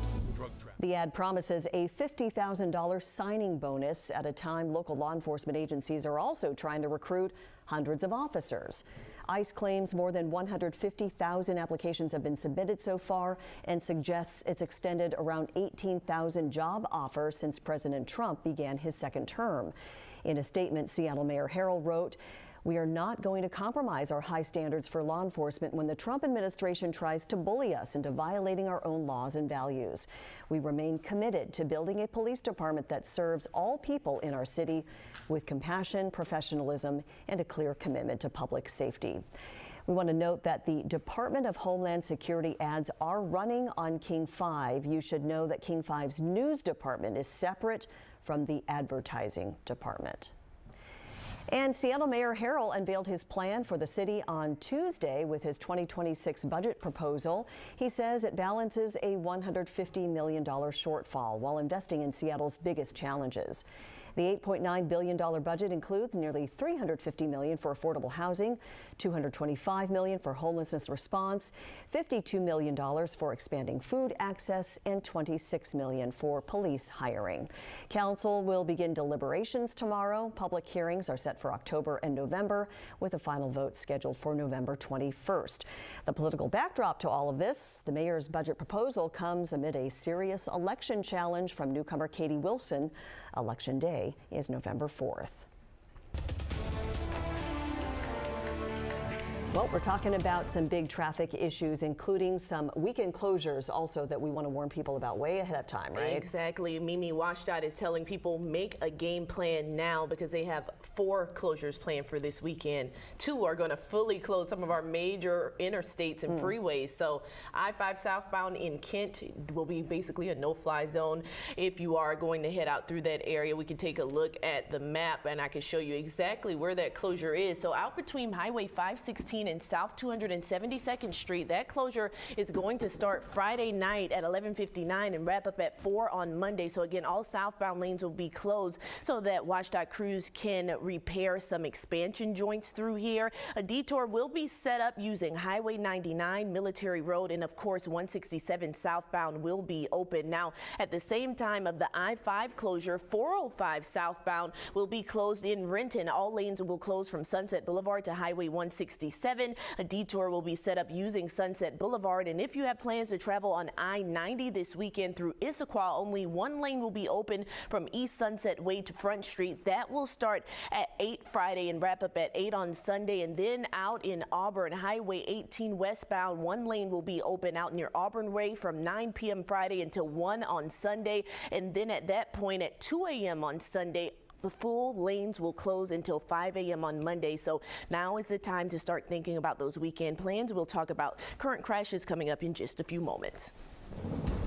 And you can see we do have a little bit of smoke haze showing up there between us and Mount Rainier, but it's kind of up off the ground. And we've seen the smoke really dissipate over the last 12 hours or so as our onshore winds have kicked in. And our air quality, of course, has responded to that by improving markedly. In fact, if we take a look at the current air quality, you can see whereas yesterday afternoon we were in the unhealthy for sensitive groups pretty much everywhere, and then there were pockets that were just basically unhealthy, especially near the Cascade foothills. You can see mostly in the good range, and we're slowly seeing the places that are in the moderate range switch over to good, and that's going to be the trend as we move through the day and those onshore winds continue. We still have that air quality alert in place until midday, but again, the situation is pretty much wrapped up at this point. It'll continue to improve during the day. Not so much east of the Cascades. Those winds will be increasing later on today. We'll help to clear out their smoke.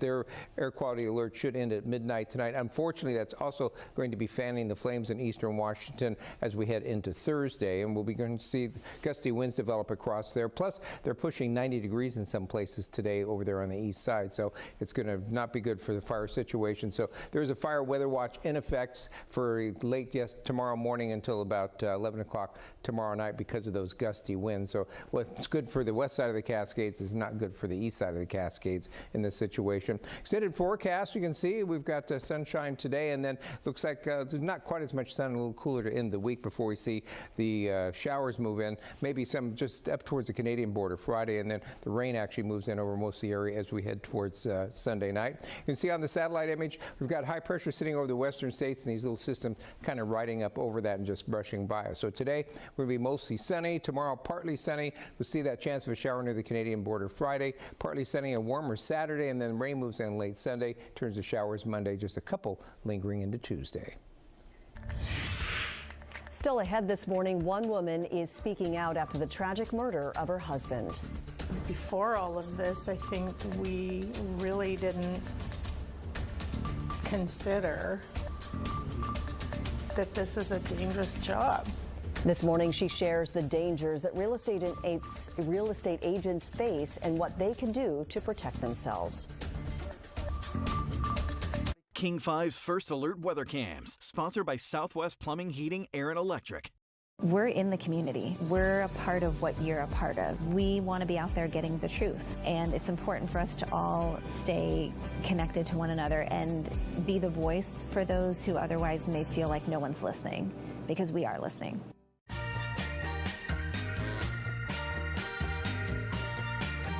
First Alert Traffic Weekend. We are tracking major closures and construction across western Washington. We'll tell you what you need to know if you're trying to head out this morning. Let's get out live to Port Angeles this morning, just giving us a beautiful watercolor view loving the way the sky is looking.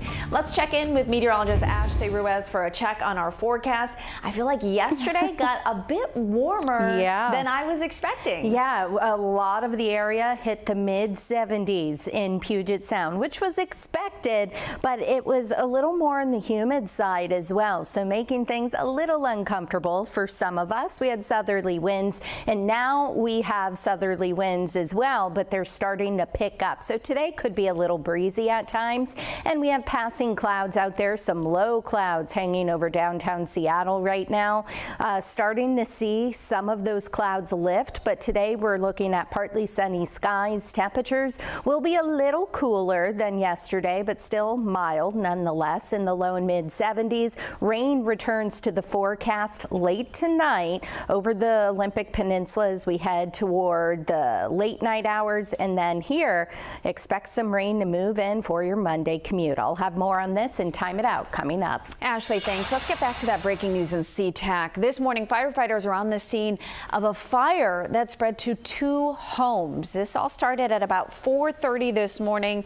Firefighters say the first home is a total loss, and you can see quite a bit of damage there in this view there from our photojournalists. It's not clear if anyone lived there, but they say it wasn't occupied when they were putting out those flames. Again, this fire started and then spread to the attic and roof of the home next door. So that is a look at when crews first arrived there. That home did have people inside, but they evacuated safely. No word yet on how this fire started. We're going to keep you updated throughout the morning. President Trump announced he's directing the federal government to send in, quote, all necessary troops and authorizing what he calls full force in Portland, Oregon. The president announced this move yesterday morning on Truth Social. The president called Portland, quote, war ravaged, saying troops are needed to protect the city, particularly at ICE and federal facilities. Oregon's governor says she told the president this move was unnecessary. And I also said to him, we have to be careful not to respond to outdated media coverage or misinformation that's out there. We know what's happening in our own city. It's still unclear when exactly the president plans to send troops to Portland. So far, the president has deployed troops to Los Angeles, Washington, D.C., and most recently, Memphis. King 5's Alex McClune shows us what's led up to these actions by the federal government. We just heard what's going down in Portland. Seattle Mayor Bruce Harrell took to social media Saturday to take a stand against Trump and his plans to mobilize troops to Portland. Portland's doing just fine. And I made that very clear to the president this morning. After the Truth Social post, top Portland and Oregon leaders quickly called a press conference to pressure the feds to stay away. Governor Tina Kotek said she immediately called Kristi Noem and then talked to President Trump to say he was acting on misinformation and outdated media coverage about Portland from 5 years ago. After the murder of George Floyd in 2020, protesters took to the streets of Portland on a regular basis. That ignited intense and violent clashes with police, images routinely broadcast across the country. In the years since that footage was taken, we reformed our public safety system. We've refocused our community and on our economy, and we've redoubled our efforts to help our most vulnerable. In the last several months, there have been protests outside the ICE facility in Portland. That appears to have outraged Trump. On Truth Social Saturday, he called the demonstrators members of Antifa and domestic terrorists. He thinks there are elements here that create an insurrection. I told him there is no insurrection here and that we have this under control. Trump took aim at Seattle this week as well, threatening to take away its selection as a host city for the FIFA World Cup next summer. We're going to make sure they're safe. They're run by radical left lunatics and that don't know what they're doing. We caught up with fans headed into the Mariners game Saturday afternoon who said they did not want to see federal troops in their city. I don't think you want to know. I think I do. You probably couldn't say it on TV. I'm curious what you guys think about that. I saw that today. I don't even know if I want to be the one to comment. I'll have a comment on that. Mayor Harrell is also clear the feds are not needed in Seattle. City data shows violent crime is down 20%, and the city has hired nearly 130 new officers this year. We do not need Trump's ignorance and cruelty here in Seattle. And that was Alex McClune reporting. Governor Ferguson's office says they're preparing for the possibility of federal troops coming into Washington state, but they did not give specifics on the plans. Seattle police are searching for a group of men accused of firing shots in what investigators call a case of road rage. Police say it happened early yesterday morning right next to the University of Washington. One person was grazed by a bullet and is in the hospital. The shots reportedly came from a white SUV with 5 or 6 men inside. If you know anything about this incident, contact police. We are in first alert traffic mode this weekend. South King County was a traffic nightmare yesterday. All detours were backed up for miles. All southbound I-5 through Kent between Highway 516 to South 272nd Street is closed. It reopens, thankfully, tomorrow morning. Crews are replacing dozens of concrete panels on the highway. And right now, all westbound lanes of State Route 18 in Auburn are closed. Traffic is being diverted at the Auburn Way South interchange. Crews are replacing bridge expansion joints. WashDOT says all of this weekend road work is critical. We know people are frustrated. We understand that. We travel too. But this is work that is critical to preserving our roads and bridges. And we just need people to bear with us as we continue this really important work. The weekend work planned along 405 was canceled as of Friday morning. And Highway 97 near Blewett Pass is closed in both directions because of the Labor Mountain fire. WashDOT says they'll reassess the closure tomorrow, but there's no timeline for reopening. The fire is burning through nearly 30,000 acres in Chelan and Kittitas County. This is a look at those evacuation orders currently in place. Just on the other side of Highway 2 is the Sugarloaf fire. That's burned nearly 35,000 acres. We've been checking in with meteorologist Ashley Ruiz as we're looking at how big these fires are. Are we seeing any changes in how much smoke we're going to see in certain areas? We could still have some smoke moving in over the next couple of days. We still have a good bit of that smoke starting to drift over the Cascades and then near the Bear Gulch fire as well. And winds are going to pick up coming out of the south and the southwest. So that could push some of it to the east, but we're still anticipating that really dense smoke closer to the Cascade Crest and then points to the east. Thankfully, we have some rain headed our way. In fact, it's going to come in waves. This is going to help with our air quality, and this will also be the case over the Cascade Crest and the eastern slopes of the Cascades. So our first round of rain arrives late tonight into our Monday, and then we're going to have a stronger system rolling in into Tuesday and Wednesday. And so tonight, tomorrow is going to be a little gusty as well. So coming up in a few minutes, I am going to time out this rain for you a little, Farah, closer in detail. Ashley, thanks. A man admitted to killing his own parents in a TV interview, but pled not guilty in court. Let me tell you where the chilling case stands this morning. And a reporter sees his story come to life after spotting the burglary suspect he's reporting on. We'll show you what happened next. And there could be a new way to travel from Seattle to Tacoma. We'll tell you where a push for a new fast ferry stands this morning. King 5's First Alert Weather Cams, sponsored by Southwest Plumbing, Heating, Air. A grandparent or older person who's had to take over caring for a younger family member, you've probably realized there is not a lot of support out there. Some groups are trying to change that. KIRO 7's Rani Sinha shows us one of them in this week's Healthier Together. They see me and she sees me as their mom. That's extra mouths in my house that I wasn't planning on. Both Kiana Davis and Rochelle Wilson are not the parents of the children they're raising. They're part of a growing group of so-called kinship caregivers.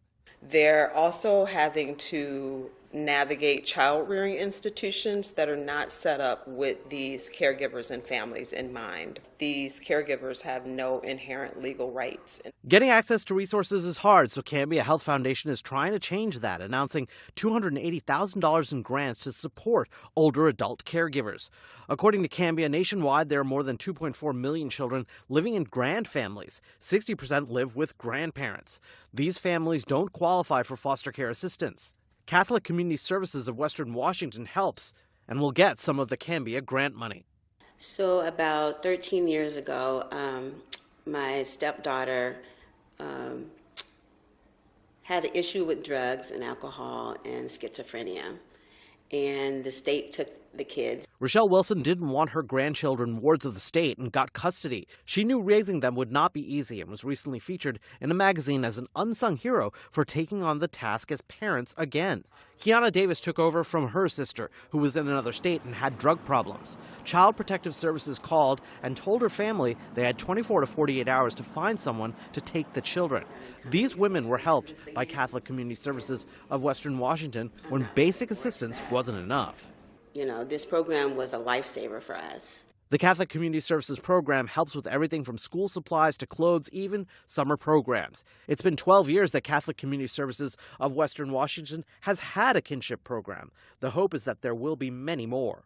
For Healthier Together, Ranji Sinha, KIRO 7 News. And you can watch all of our past segments on KIRO7.com/healthiertogether.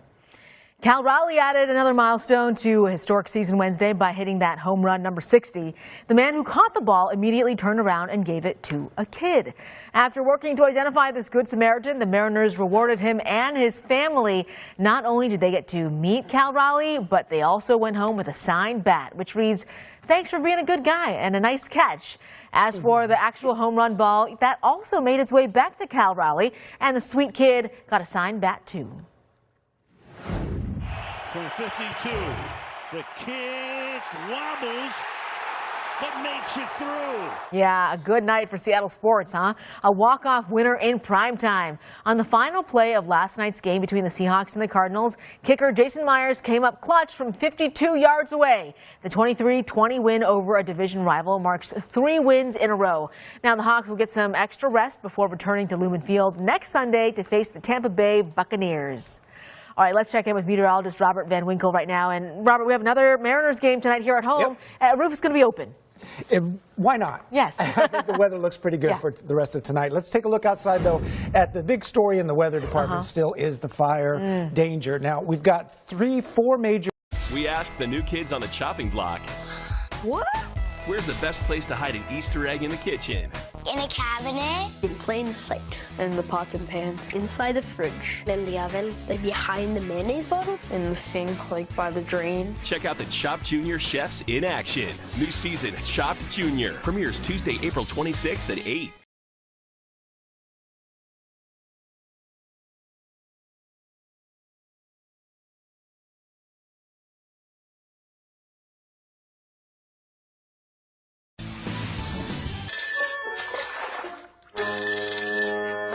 Hello? Oh, Peg, listen about your husband. I said Amscray. Don't scare the fish. Peg, sweetheart. Of course, Dutch is right here. And he's well on his way. Fine. Now remember, no fishing, okay? Sugar shins, would I break a promise? Kiss, kiss, kiss. What she can't see won't hurt her.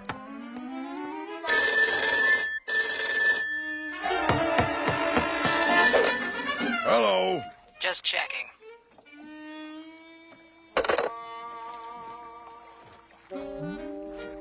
Nah, she won't call again.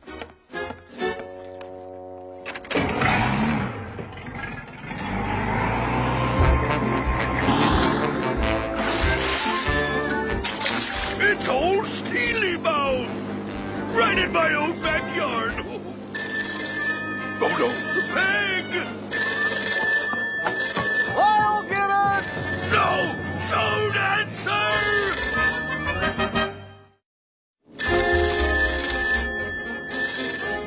I'll get it, you nincompoop! Go back! Go back!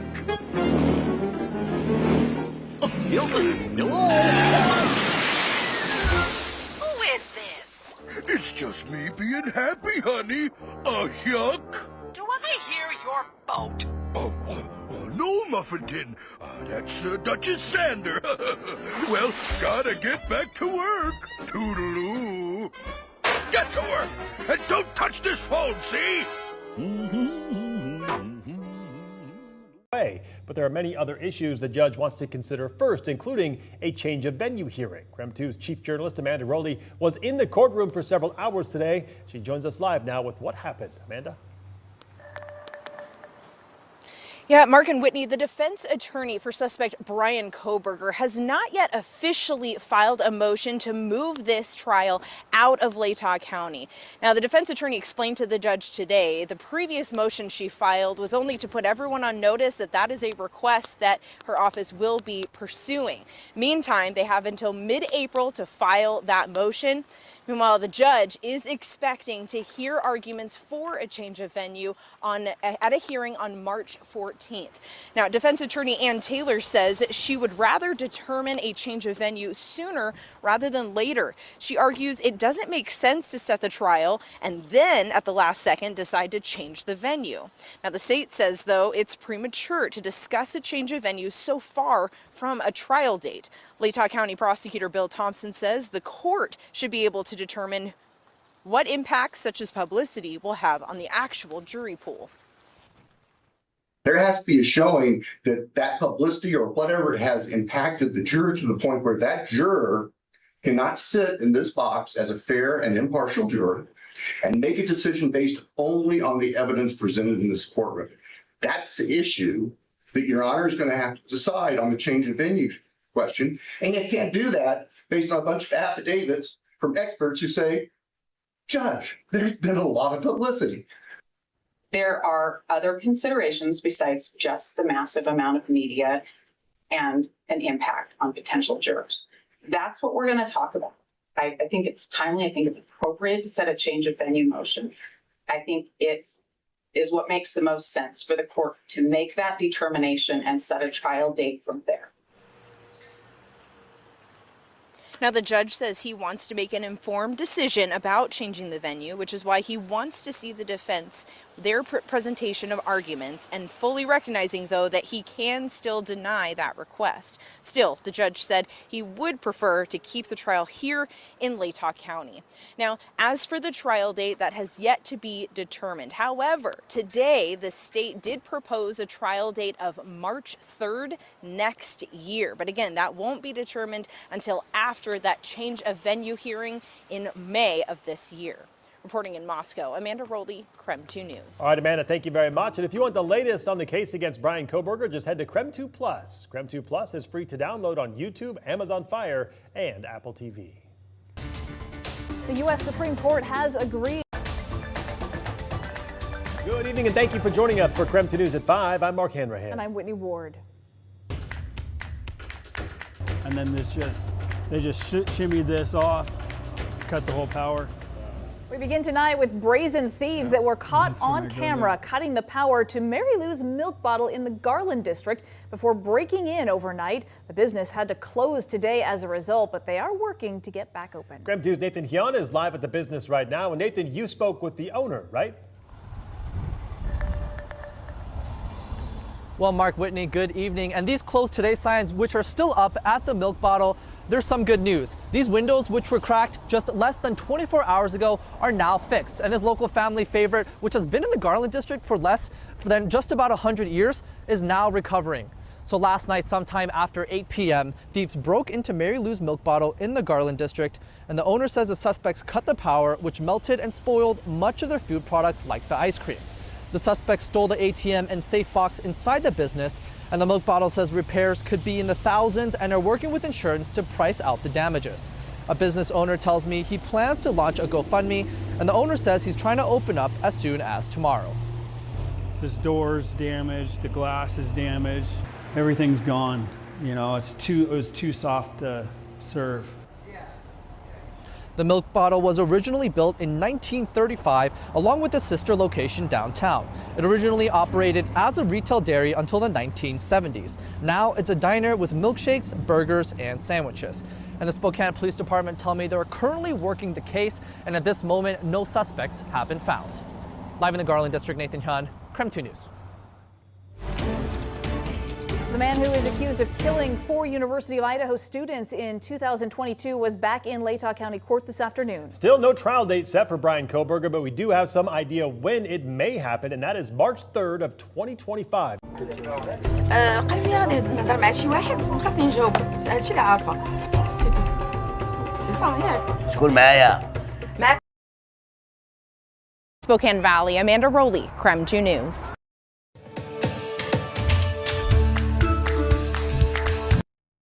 Right now, parents and the Post Falls Police Department tell me an alleged photo was taken on school grounds that depicts 2 students pointing airsoft guns at another. That student allegedly was wearing Coeur d'Alene High School apparel.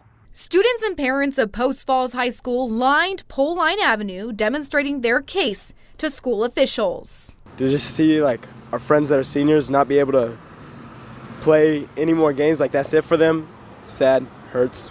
So we're out here to show support. They say a punishment issued to members of the high school football team was too harsh. Especially their senior year, that's like their biggest year for sports and like getting looks at colleges. So I just think that they definitely deserve to play. Post Falls Police Department reported that on September 4th, they were made aware of a photo taken of members of the Post Falls High School football team on school property. KREM 2 News is working to obtain the photo via a public records request. Of them were holding, these airsoft pistols, and that the third person was pretending to be unarmed and surrendering. The Post Falls Police Department tells me the student surrendering was in a jersey that appears to be a rival of the football team, but parents tell me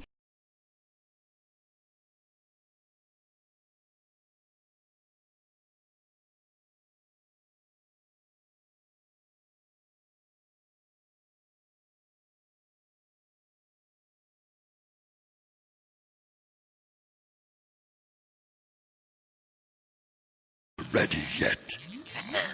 It's moving as we speak. Excellent. Inspector Gadget will never know what hit him once Madcap, you're shedding. You know those hairs clog up my claw. Be mine for the plucking.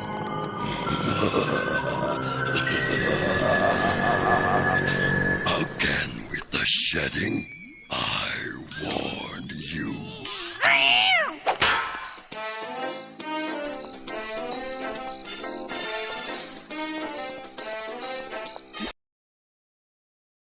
Oh man, it's been a while since I had to put these on.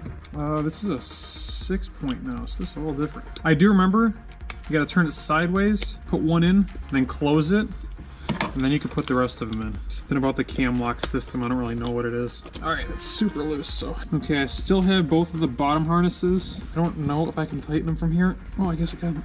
Nope. All right, well those are gonna be probably as tight as they can go anyways. Okay, that's pretty much it. This car is ready to go. The interior's done. Got the harnesses, the seat mount, the weighted shift knob. Might still do a new shift boot because that might leak, cause fumes and heat to come up in the cabin. Even with the top.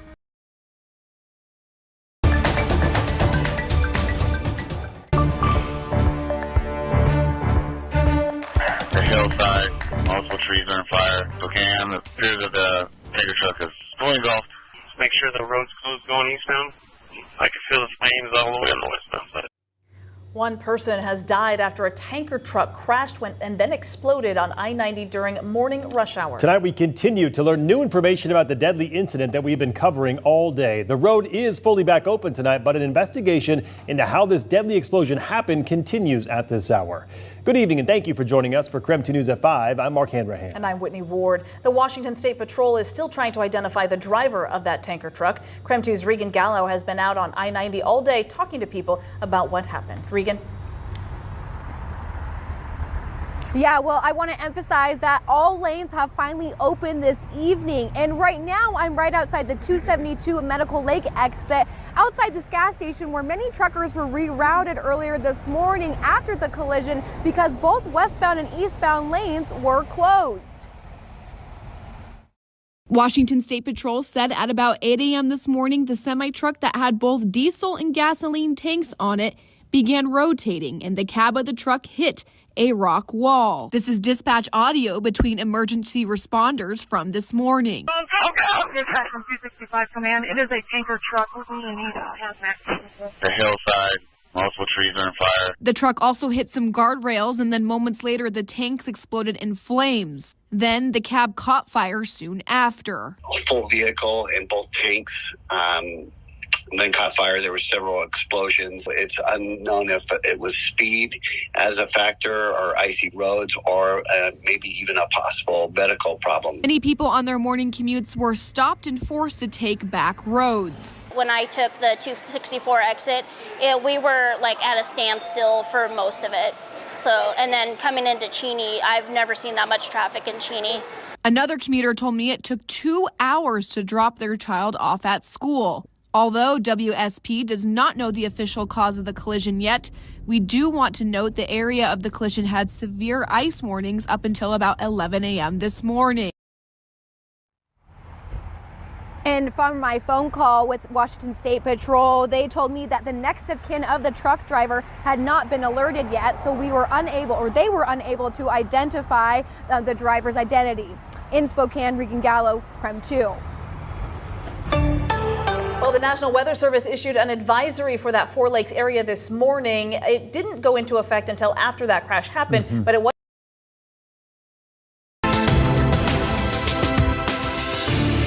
We begin with some breaking news at this hour. We are tracking an apartment fire behind the Northeast Community Center in Hilliard. Good evening and thank you for joining us for KREM 2 News at 5. I'm Mark Hanrahan. And I'm Whitney Ward. We do want to get straight to the scene at this hour. KREM 2's Amanda Rowley is joining us live with the latest details. Amanda? Yeah, Mark and Whitney, this scene here in Hilliard is still a pretty active scene, but the good news is the fire is out at this apartment complex. Right now, we're actually watching, we have some firefighters up on the roof. Again, the fire is out, but it looks like they're just checking things here. They are up inside the unit. Take a look here off to the right. The apartment unit with the broken window, that is where the fire started. Fire crews with Spokane Fire Department say that the fire started in the kitchen of that unit, spread to the living space, and then into the attic, if you can kind of see to the left, next door. They were able to contain the fire at that point. And if you can see there, that's some video of just that active work those firefighters were doing to keep this fire contained. Now, when I arrived here, again, the fire was out. We also found a few firefighters in a manhole. I asked what that was about, and they said a water line broke, which had caused some flooding in one of the lower, the ground floor units. They've essentially handled that situation. Right now, they're just in the mop-up stage. You can see we have some firefighters coming in and out of that apartment unit right now. We're working to find out more details as they come in. They're investigating still what the exact cause was, even though we do know the fire started in the kitchen. We can report that no one has been injured, including people here in the complex as well as firefighters.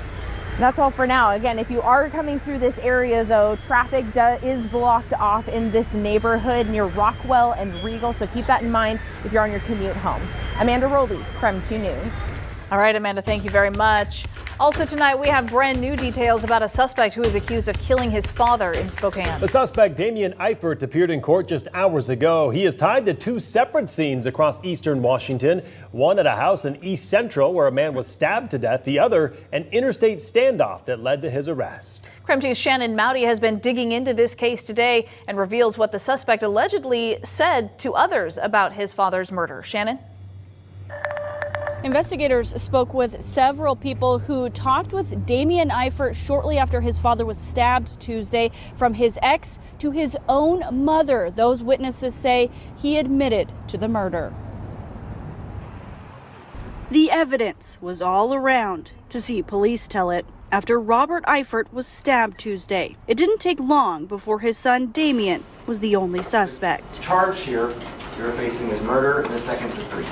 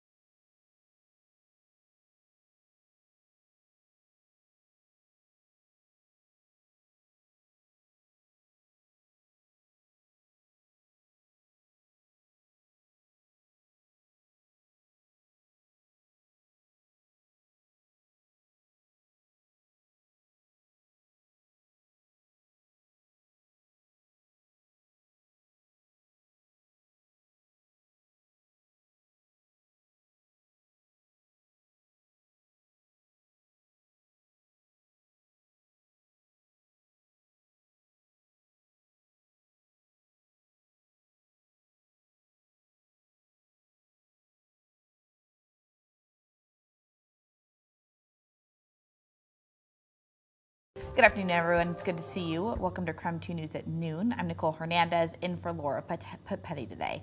We begin with some new at noon information. Well, police arrested a man on the South Hill this morning after he robbed the Wells Fargo Bank on 29th Avenue near Trader Joe's.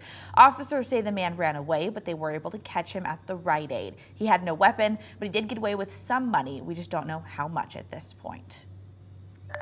Now we do want to transition over to weather because, Thomas, we were talking a lot about it this morning. It kind of feels like a bit of second summer. Is it warm out there? How's it feeling? Yeah, it is very warm out here, Nicole. Perfect day for like an outdoor lunch or a picnic in the park, that kind of stuff. And yeah, it is just perfectly blue skies. The only kind of water that you're going to find is the water that we use to water the plants out here. So it's actually pretty damp from our outdoor weather center, but you'd have to do that manually, of course. 66 degrees is definitely feeling pretty outside at the moment. It's just going to stay sunny all day long today. Yesterday, we hit 73 degrees. Looks like we'll be right about there this afternoon for now the second straight day. But we don't stop here either. It is just going to get warmer and warmer as we head into the weekend. It is going to be an awesome stretch of almost summer-like weather. We'll see who can hit 80 degrees, not just today, but for the weekend ahead as well. Spokane, kind of an off chance to hit 80, but I wouldn't be surprised if we do, especially on Saturday. That should be our warmest day of our forecast at 77 degrees. Not a record high for early October, but not too far off for those standards. So yes, going to be sunny and warm and in the 70s through the weekend. We'll see how much after this we can keep that 70-degree heat with us before we get a whole-scale weather pattern change with rain and cooler weather and more fall-like conditions next week. We'll cover those timeline details in just a few moments. More than a month after 2 wildfires killed 2 people and burned thousands of acres in Spokane County, the governor is asking for more federal aid now. Washington Governor Jay Inslee sent a letter. And new at noon, we are learning about the death of a camper in Clearwater County over the weekend. The sheriff's office says an 18-year-old from Lewiston died on Saturday after they were pinned under a large boulder. Deputies responded to the area near Bruce Eddy, north of Orofino, but found the teen already dead. At this time, it is not clear how the boulder fell on the teen. Well, President Trump says he's prepared to deploy more troops to California as immigration clashes in Los Angeles now enter a 4th day. The president bypassed the state's governor to deploy at least 2,000 National Guard troops. The governor now says he plans to sue the Trump administration, calling the deployment illegal and unconstitutional. Nicole Skanga reports from the White House.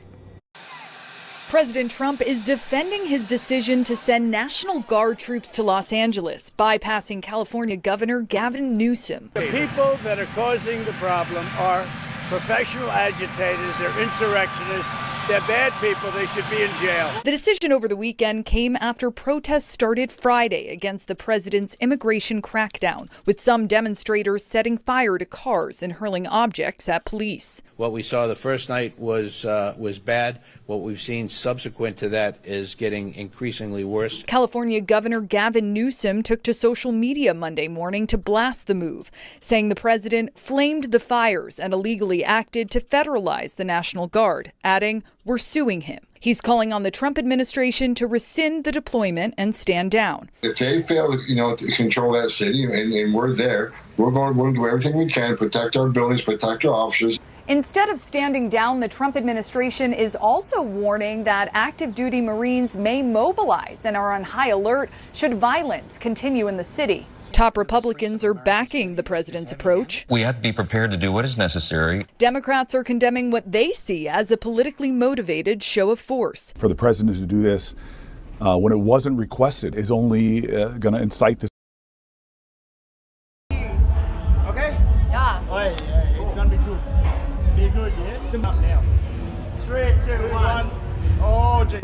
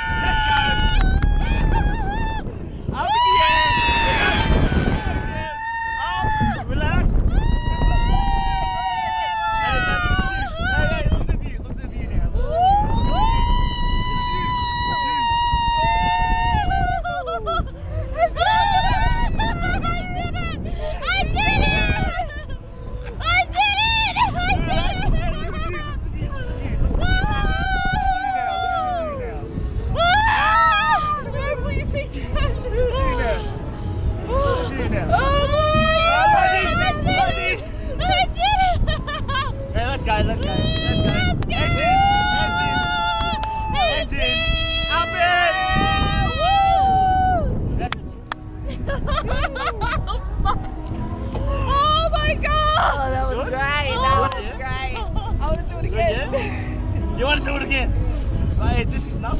Oh my god, that was fucked! But that was amazing! You like it? Oh, that was great.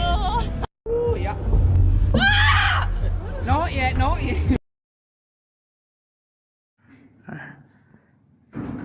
Smile big. That's a nice shirt. You're welcome. There, I got it.